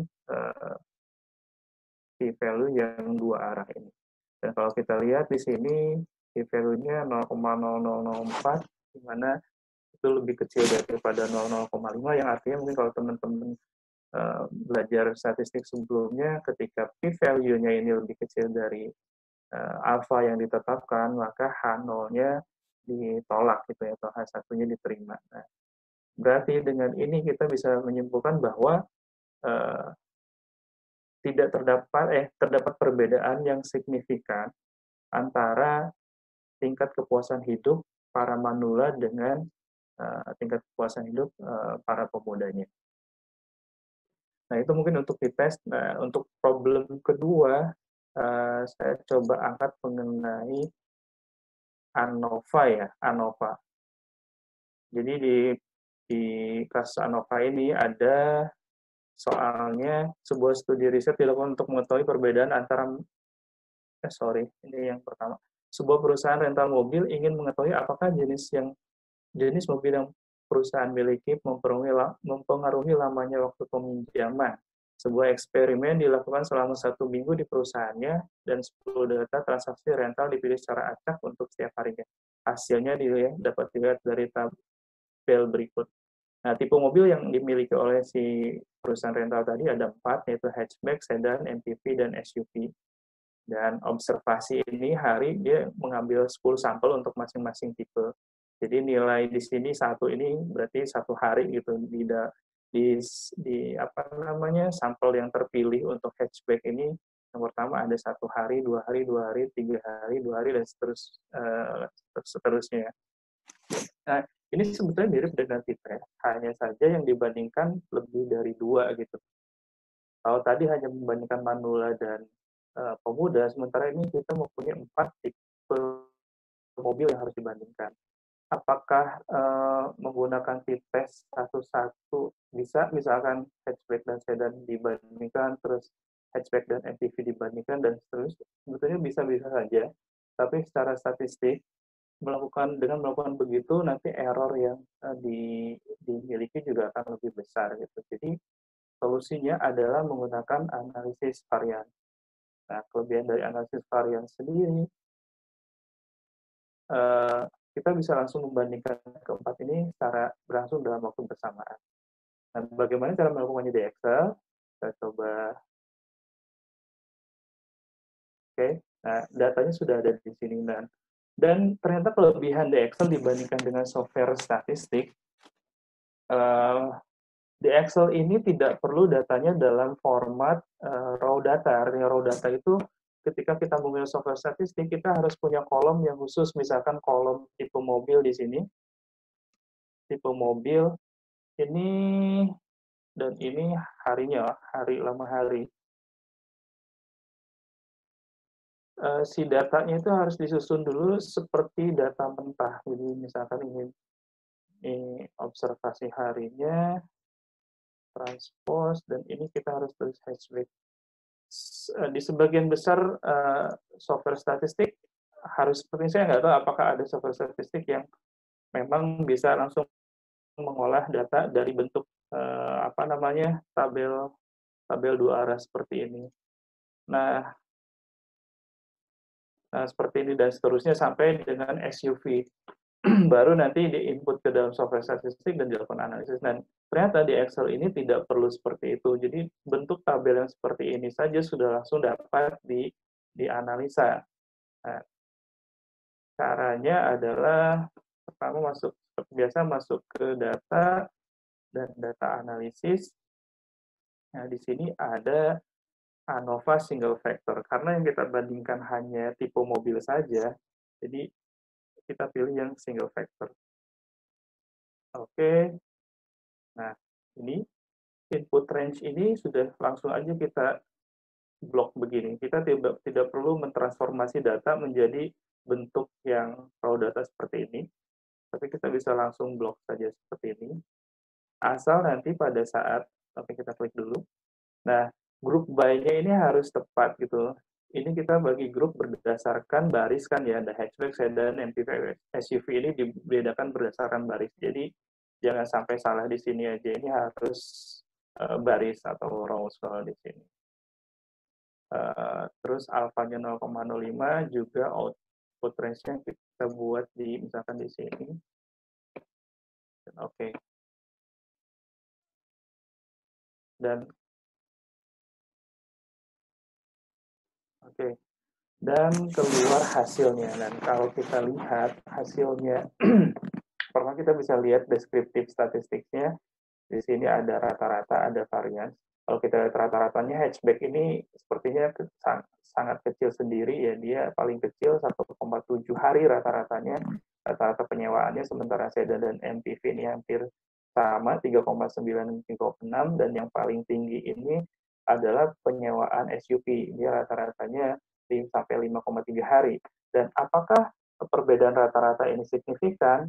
Itu tugas fungsinya analysis of variance. Dan kalau kita lihat di sini ada baris between group, dan kita lihat p-value-nya di sini 0,004, yang mana lebih kecil dari 0,05. Nah, kelemahannya Excel, ini 0,004 berarti kan signifikan ya, ada perbedaan signifikan antara keempat jenis atau tipe mobil.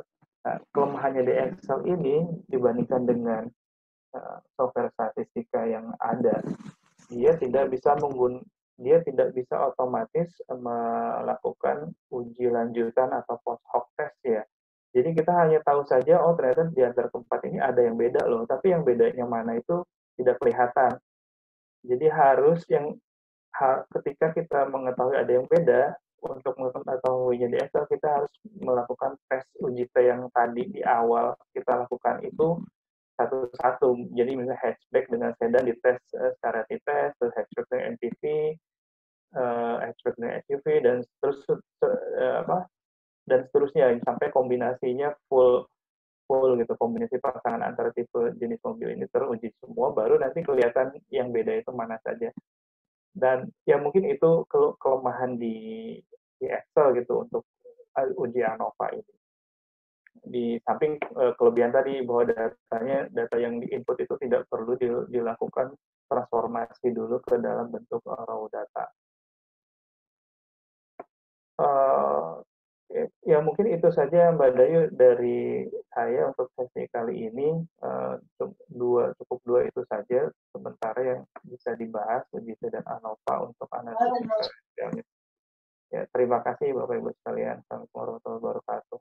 Waalaikumsalam warahmatullahi wabarakatuh. Terima kasih untuk Mas Egi atas sharing materinya dan Mas Hari juga untuk sharing materinya. Sekarang untuk sesi pertanyaan kita buka untuk 3 orang penanya ya. Silakan pertanyaan bisa lewat fitur raise hand. Silakan untuk 3 orang penanya, ada yang ini Pak Edi Rupianto.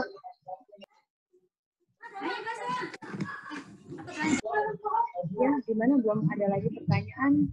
Kayaknya saya dapat pertanyaan ini untuk Mas Hari ini. Ada yang bertanya, kalau saya ngolah data, banyak banget barisnya lebih dari 1 juta, apakah masih bisa diolah di Excel, Mas? Gimana? Halo, Mas Hari? Maaf, ada suara di belakang. Mungkin di-mute dulu, Mbak. Iya. Halo? Oke, terima kasih. Halo? Ya, jadi mungkin buat teman-teman semuanya, informasi saja. Kalau kita kan tahunya bahwa di Excel itu, ya, di Excel itu kalau saya lihat ini, saya agak lupa juga. Intinya, Excel itu kalau kita lihat barisnya itu, teman-teman, kita ngelihat ke bawah ya, pakai control backdown itu ya, itu paling bawah itu 1.048.576.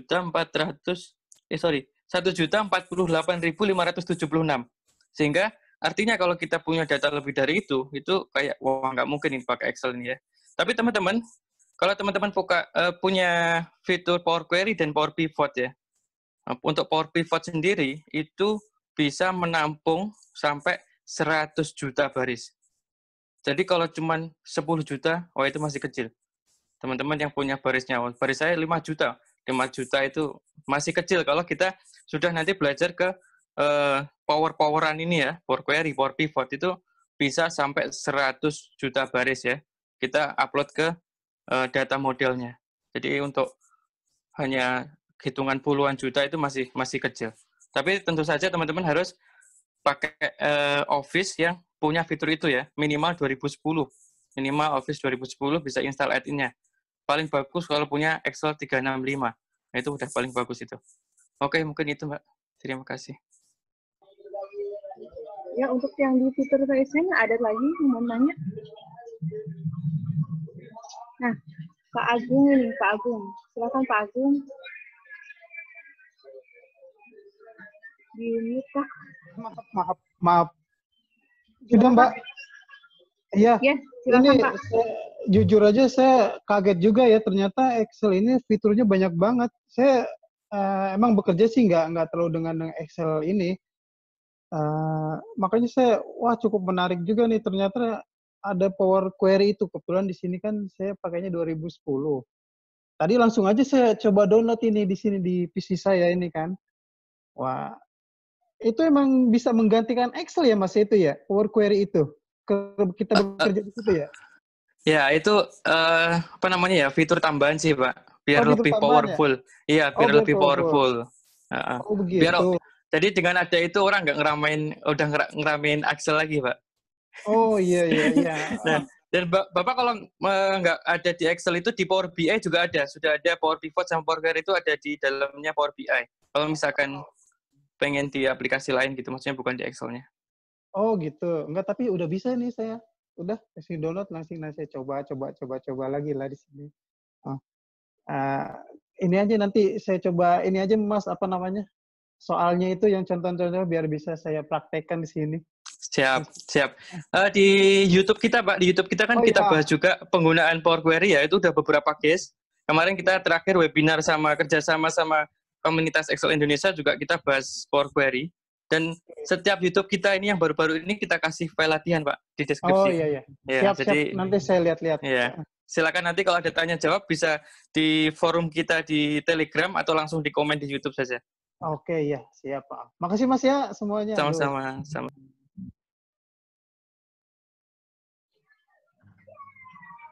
Ya, makasih Pak Agung. Gimana, ada lagi teman-teman yang mau tanya? Silakan. Kayaknya belum ada nih Mas Hari ini. Coba saya cek lagi ya, ada yang chat saya private nih. Ada yang tanya begini, Pak, saya punya data tapi bentuk tabelnya tabel yang kolomnya ke kanan. Jadi kalau di pivot nggak bisa. Saya buat ke database-nya harus copy satu ke bawah agar jadi format database. Apakah ada cara cepatnya? Gimana ini? Silakan Mas Ari atau Mas Egi. Oh ya, mungkin bantu menjawab. Ya, memang sebelum ada Power Query itu mungkin itu adalah hal yang merepotkan ya untuk merubah dari data tabel dua arah ya kita sebutnya, data yang sudah jadi tabel dua arah itu untuk menjadi data raw lagi. Tapi di Power Query itu sekarang sudah ada fitur, jadi fitur untuk meng-unpivot namanya. Jadi sebaliknya gitu. Kalau kita biasanya dari data raw berbentuk baris kolom-kolom variabel dijadikan pivot tabel. Nah, unpivot ini sebaliknya. Jadi data-data yang sudah dalam bentuk tabel dua arah itu bisa kita kembalikan lagi ke dalam bentuk data raw atau data yang isinya kolom-kolom di atasnya terus ke bawahnya data gitu.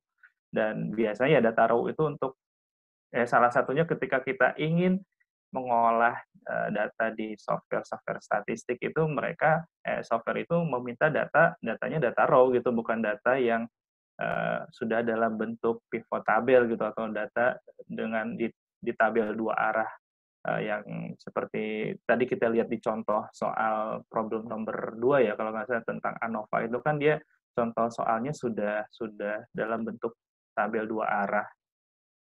Walaupun tadi di Excel ternyata bisa langsung diproses, tapi di beberapa software statistik itu harus dirubah dulu menjadi tabel atau data raw gitu. Jadi jawabannya sih itu di Power Pivot, di Power Query itu ada fitur yang namanya unpivot. Jadi unpivot itu sebagai kontra dari pivot tabel gitu. Mungkin Mbak Dayu jawabannya. Makasih. Ya, makasih Mas Egi. Tadi ada yang raise hand juga Pak Hari ya? Ya, silakan Pak Hari, bisa dinyalakan videonya. Oh iya, sebentar. Halo? Halo? Ya, Ya, sudah ada suaranya Pak Hari. Mohon izin. Assalamualaikum. Mau nanya ke Mas Haryono. Kan misalnya saya juga sering pakai Excel dan itu pernah kita coba datanya itu sekitar. Maaf Pak, suaranya hilang Pak. Halo? Halo? Halo? Waduh, suaranya hilang. Ya, Ya, Mas Hari. Ya, Pak. Kedengeran nggak? Ya, kedengeran. Halo? Nah, mohon izin, saya mau nanya, kan saya juga sering pakai Excel. Nah, waktu itu saya pernah coba data paling maksimal itu sekitar 500.000 row. Nah, ketika saya coba dengan 500.000 row dengan pivot Excel yang saya punya itu Excel 2013 itu banyak nge-lag gitu. Nah, kira-kira yang mempengaruhi faktor Excel di 2013 nge-lag itu gimana ya? Soalnya ketika saya coba di laptop lain yang spesifikasi RAM juga lebih besar, sama juga nge-lag juga, padahal hanya 500.000 row gitu. Mohon arahan yang gimana? Ya, gimana? Mau dijawab Mas Hari? Ya, boleh. Boleh. Terima kasih. Nanti Mas Egi kalau ada yang ini boleh nambahin Mas ya. Jadi ini Pak, salah satu faktor. Jadi ada banyak faktor memang kalau Excel kita nge-lag ya. Komputernya pasti ya, tapi tadi dibilang komputernya nggak masalah. Kemudian Excel. Nah, Excel ini kan tadi melihat ya, barisnya baru 500.000 row, padahal kapasitas Excel itu 1 juta. Kenapa kok sudah hang? Nah, ini teman-teman bisa lihat juga ya, apakah isi database ini banyak atau enggak. Karena semakin banyak kan pasti semakin makan memori. Nah, kedua masalah formula Bapak Ibu. Jadi walaupun data kita mungkin kelihatannya sedikit ya, tapi isinya formula semua ini, formula yang panjang-panjang itu ya. Terus kita copy ke bawah, itu biasanya nge-lag. Karena setiap formula itu kan berarti kan kita nyuruh Excel untuk mikir kan, untuk mikir ya, untuk memproses formula kita. Nah, semakin banyak formula, ketika satu sel itu kita copy ke bawah kan berarti kan setiap sel, setiap baris itu ada formulanya. Apalagi kalau setiap kolom ya ada banyak kolom yang ada formulanya. Itu pasti makan RAM banyak karena dia butuh proses itu. Nah, salah satu solusinya yaitu pakai Power Query tadi Bapak Ibu. Kalau tadinya basisnya rumus kita yang di rumus biasa di Excel ini kan tadi per sel ya. Ketika ada kasus baris lain kita harus copy ke bawah. Dengan Power Query dia ngerujuknya ke kolom. Dia kan kolomnar database gitu, maksudnya dia ngerujuknya ke kolom sehingga prosesnya lebih cepat. Ya, apalagi kalau pakai Power Pivot, nanti kita kenal namanya DAX ya, DAX ya. Itu lebih cepat lagi karena dia pakai single cell, tapi dia bisa merujuk ke kolom gitu. Ada banyak kolom pun bisa. Mungkin itu Pak, salah satunya isi rumus yang ada di dalamnya itu. Selain juga kita lihat versi Excel-nya kan, tadi versi Excel-nya kita lihat, walaupun 2013 mungkin ada kan beberapa versi ya Excel ya. Ada yang home, student, ada profesional, ada apa gitu, beda-beda. Sama dipastikan Excel-nya aktif dan original. Nah, itu salah satu faktor juga. Mungkin Mas Egi bisa nambahkan, Mas? Ya, memang yang tadi Mas Hari bilang, Power Query itu untuk muncul untuk mengatasi hal-hal yang berhubungan sama proses yang lambat, Pak, proses data yang lambat. Karena saingan Excel itu ya banyak gitu ya, software-software lain yang salah satunya software statistik gitu. Software statistik itu mungkin prosesnya yang ada ini lebih cepat dibandingkan Excel karena memang basisnya per kolom yang tadi seperti Mas Hari bilang. Nah, Power Query itu datang mengatasi masalah itu. Jadi di Power Query formula-formula sudah tidak disimpan dalam masing-masing Excel gitu, tapi formula itu hanya ada satu untuk mengenerate satu kolom gitu. Jadi satu baris kolom itu bukan formula isinya, walaupun kita dapatkannya melalui formula gitu, tapi satu kolom itu menggunakan hanya satu formula dan si value-nya aja yang disimpan di kolom gitu Pak, bukan formulanya. Jadi prosesnya bisa lebih cepat gitu Pak. Ya intinya sama sih dengan Mas Hari. Itu apa namanya, salah satu alasan kenapa Microsoft itu bikin si Power Query Pak. Jadi banyak protes lah intinya, banyak keluhan dari pemakai Excel mengenai beratnya proses di Excel dibandingkan dengan software statistik lah kalau kita bilang begitu. Mungkin itu Pak Hari. Ya, terima kasih banyak semuanya. Ya, gimana Pak Hari? Sudah cukup? Ya cukup, terima kasih banyak ya semuanya. Ya, sama-sama. Silakan ada penanya lagi, kita ada giveaway nih untuk 5 orang penanya. Sementara baru terisi 3, ada yang berminat kenang-kenangan dari ExcelSense, silakan kalau mau bertanya. Ditunjukin aja mungkin dari. Ditunjuk gimana? Ini boleh nanya apa saja ya? Oh ya, atau Bu Yasni nih, ada Bu Yasni nih. Udah yang namanya Bu Yasni. Bu Yasni mau tanya. Atau kemarin ada juga yang Mas Bagus ya, Mas Bagus dari Jogja nih. Mau coba ada pertanyaan Mas Bagus? Halo? Kayaknya belum ada lagi. Coba saya cek lagi di fitur chat. Siapa tuh ada yang private saya nanya ya Mas ya. Nanya apa ini?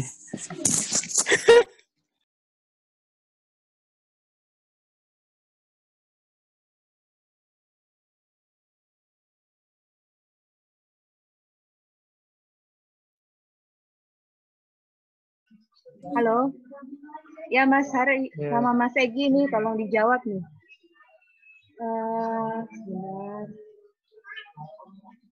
Ini apakah bisa saya mau buat pivot tapi langsung dari banyak file yang isinya banyak sheet, nggak perlu VLOOKUP lagi satu-satu gitu pertanyaannya. Mas gimana, ada yang bisa bantu jawab?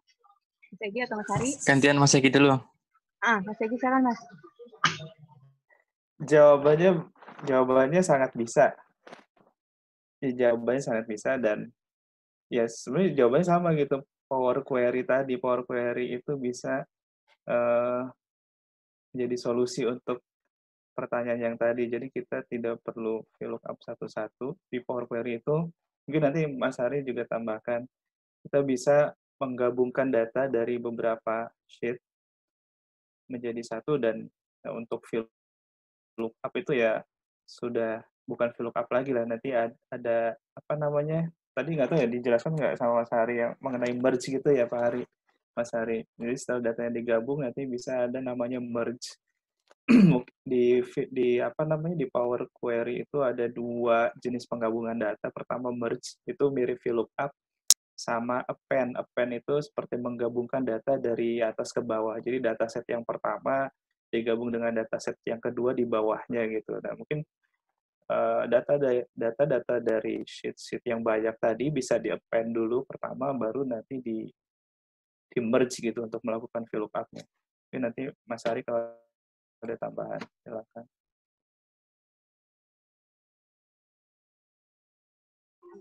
Ya, sama seperti tadi Mas Egi bilang. Cuman kalau setahu saya memang ada dua cara ya. Pertama kita bisa pakai tadi Power Query, kita merge query-nya, kita gabung, kemudian kita close and load, load-nya kita bilang kita load to ke pivot ya. Tapi teman-teman bisa juga mengenal Power Pivot ya. Kalau biasa mengenal pivot, nah ini mbahnya pivot, ini Power Pivot ya. Jadi seperti tadi yang saya bilang ya, VLOOKUP segala macam, kalau di query bisa pakai merge, seperti yang dibilang Mas Egi. Kalau di Power Pivot, teman-teman tinggal atur relationship-nya saja. Jadi nanti bentuknya kayak model tabel-tabel gitu ya. Tabel-tabel, terus ada header-headernya. Nanti teman-teman tinggal drag saja relationship-nya. Oh, ini sama dengan ini, yang ini sama dengan ini, yang ini sama dengan ini gitu ya.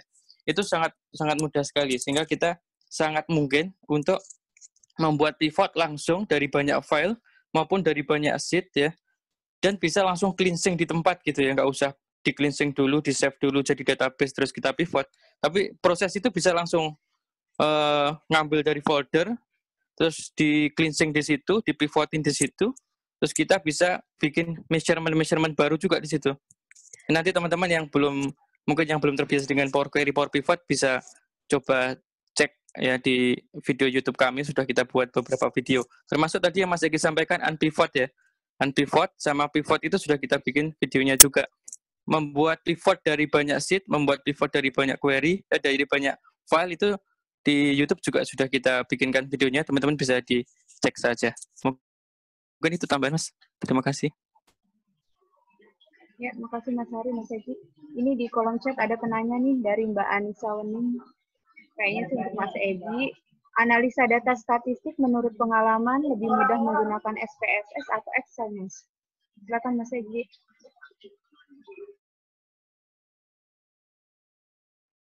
Ya, lagi Mbak Anissa, ya seperti tadi saya bilang, jadi Microsoft Excel ini kan sebenarnya tidak dibangun khusus untuk melakukan analisis statistik, makanya banyak keterbatasan itu. Kalau ditanya mana yang lebih mana yang lebih mudah menggunakan SPSS atau Excel, tergantung case-nya ya. Tapi kalau di SPSS yang jelas sudah lengkap gitu, dan di SPSS juga saya rasa sangat mudah.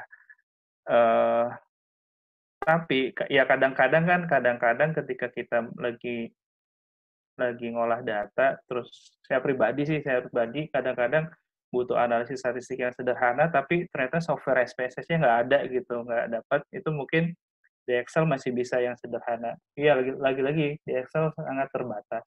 Untuk menjawab pertanyaan ini sih, ya saya akan bilang di Excel dan SPSS dua-duanya mudah, tapi fiturnya jelas jauh lebih banyak di SPSS ya. Maksudnya ketika Mbak Nisa ini sudah punya SPSS, tidak perlu nyari lagi installernya gitu ya, paling mudah di SPSS. Mungkin begitu Mbak Nisa.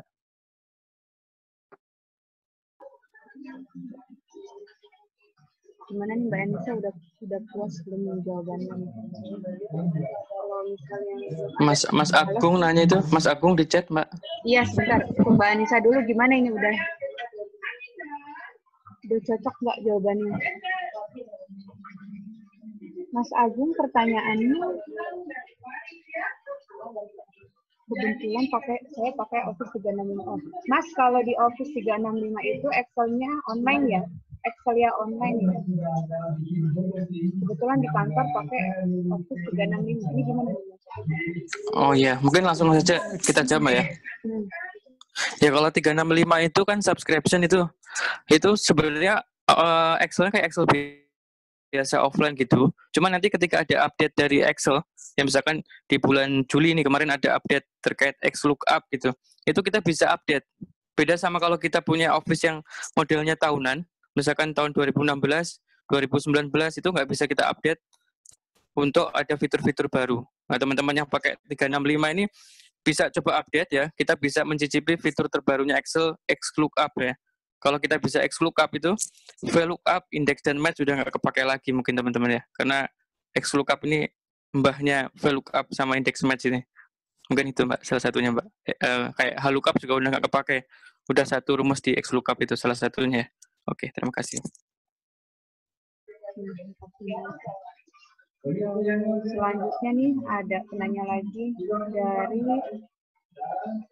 Mas Lutfi Ansori. Kalau untuk dua komoditas, 3 perlakuan bisa juga untuk statistik. Mas Egi ini. Sorry, yang mana deh? Ini ada pertanyaan dari Mas Lutfi. Kalau untuk dua komoditas, 3 perlakuan bisa juga untuk uji statistik. Itu pertanyaannya. 3 perlakuan. Ada 2 komoditas, 3 perlakuan. Oh, untuk ini ya analisis ANOVA ya.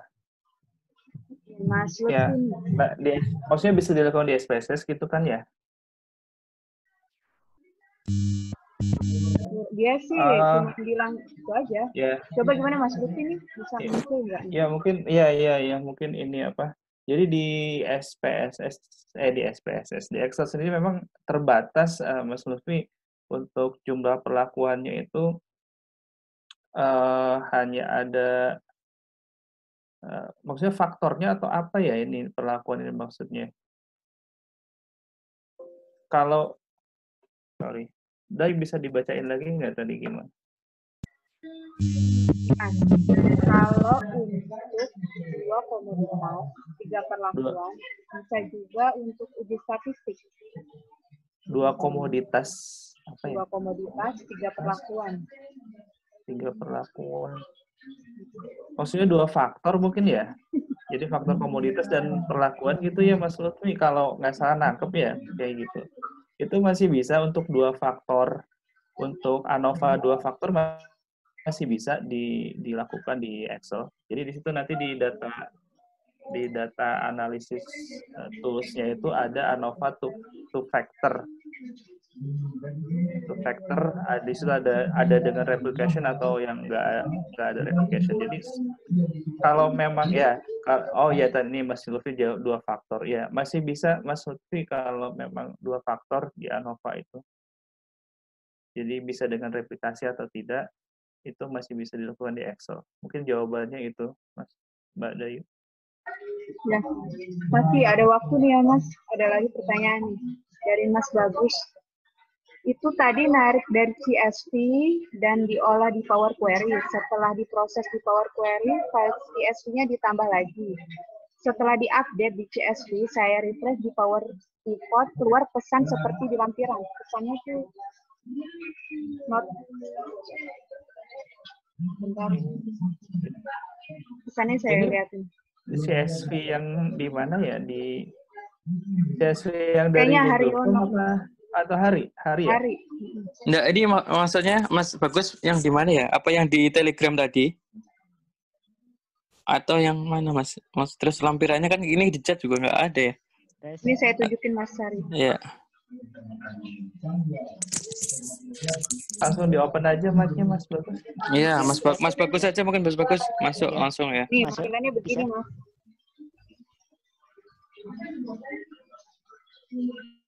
Ini Mas Bagus sudah ada nih. Iya, Mas. Itu kan tadi saya nyoba beda file sebelum ada pertemuan ini sih. Oh. Jadi saya nyoba beda file, CSV, saya nyoba yang sedikit dulu. Sedikit, terus saya di Power Query, sudah oke. Terus saya tadi kan nggak ngambil dari folder, jadi cuma file aja, saya nyoba lagi. Semisal tadi isinya cuma 10, saya tambahi jadi 30. Saya pastikan di file CSV yang awal. Jadi tadi 10, saya tambahi 20, jadi 30 baris.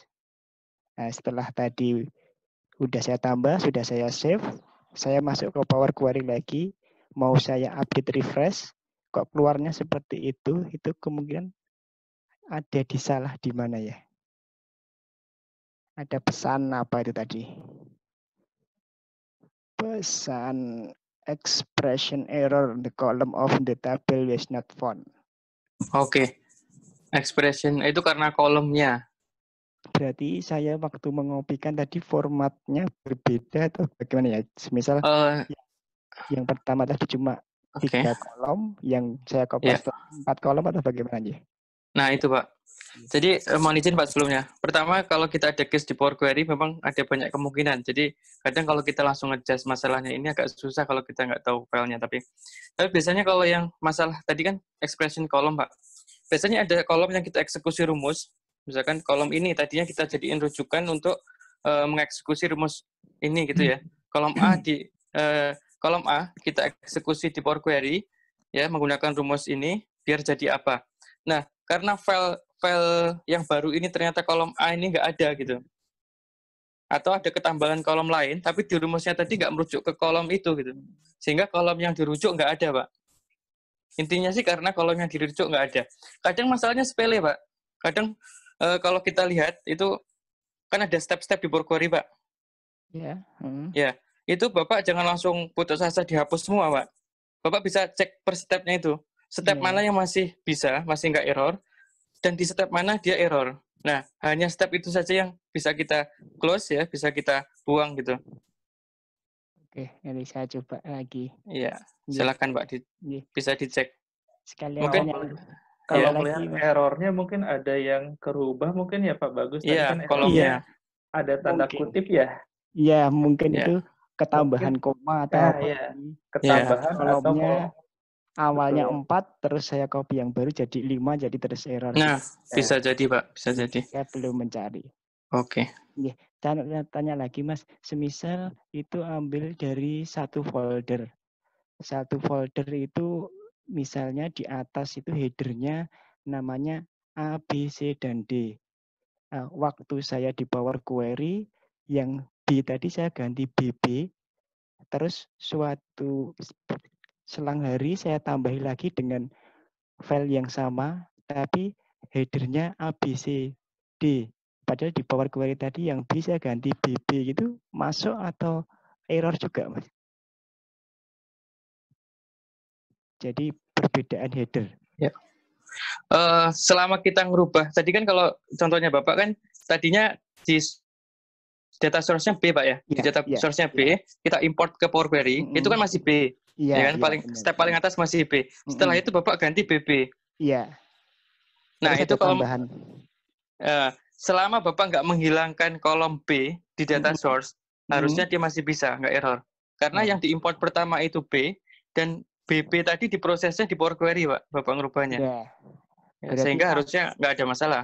Asal kolom B-nya nggak dihapus ya? Nggak hilang, ya. Kecuali Bapak di data source-nya B-nya nggak ada, ketika di query mau mengeksekusi B, dirubah jadi BB, itu pasti error karena B-nya udah nggak ada. Dia bingung kan, yang mana B-nya gitu. Jadi kalau semisal mau merubah, mendingan nggak menghapus, tapi menambahkan file kolom. Ya, intinya kalau merubah di Power Query-nya. Ya, di Power Query-nya. Ya, terima kasih Maria. Ya, bagus, makasih atas pertanyaannya. Jadi kayaknya gimana nih Mas Hari, Mas Egi? Waktunya juga sudah hampir jam 10 ya, sudah. Waktunya udah molor setengah jam. Gimana? Kayaknya sudah nggak ada pertanyaan juga, waktunya juga sudah lebih dari jadwal kita. Jadi kesimpulannya kita akan tutup ya acara ini. Ya, jangan lupa feedback-nya diisi. Ya, ada form feedback untuk kami, untuk perbaikan ke depannya. Nanti kami akan perbaiki lagi kekurangan-kekurangan yang terjadi sekarang. Terima kasih atas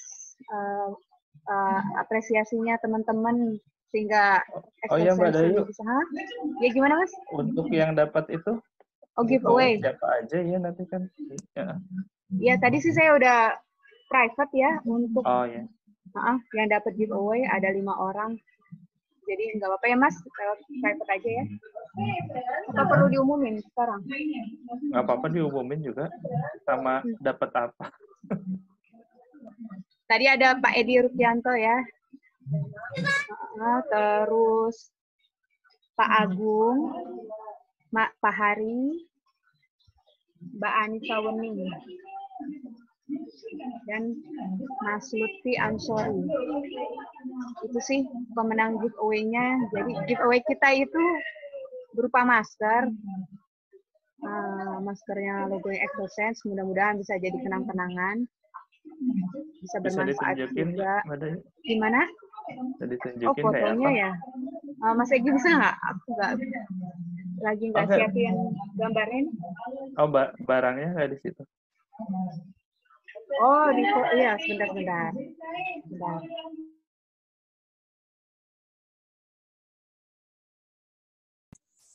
Salam Pak Hari. Pak Hari dari mana Pak ya? Indonesia Timurnya Pak? Ini ketutupan, nggak bisa ya karena belakang saya. Dari Ambon Pak.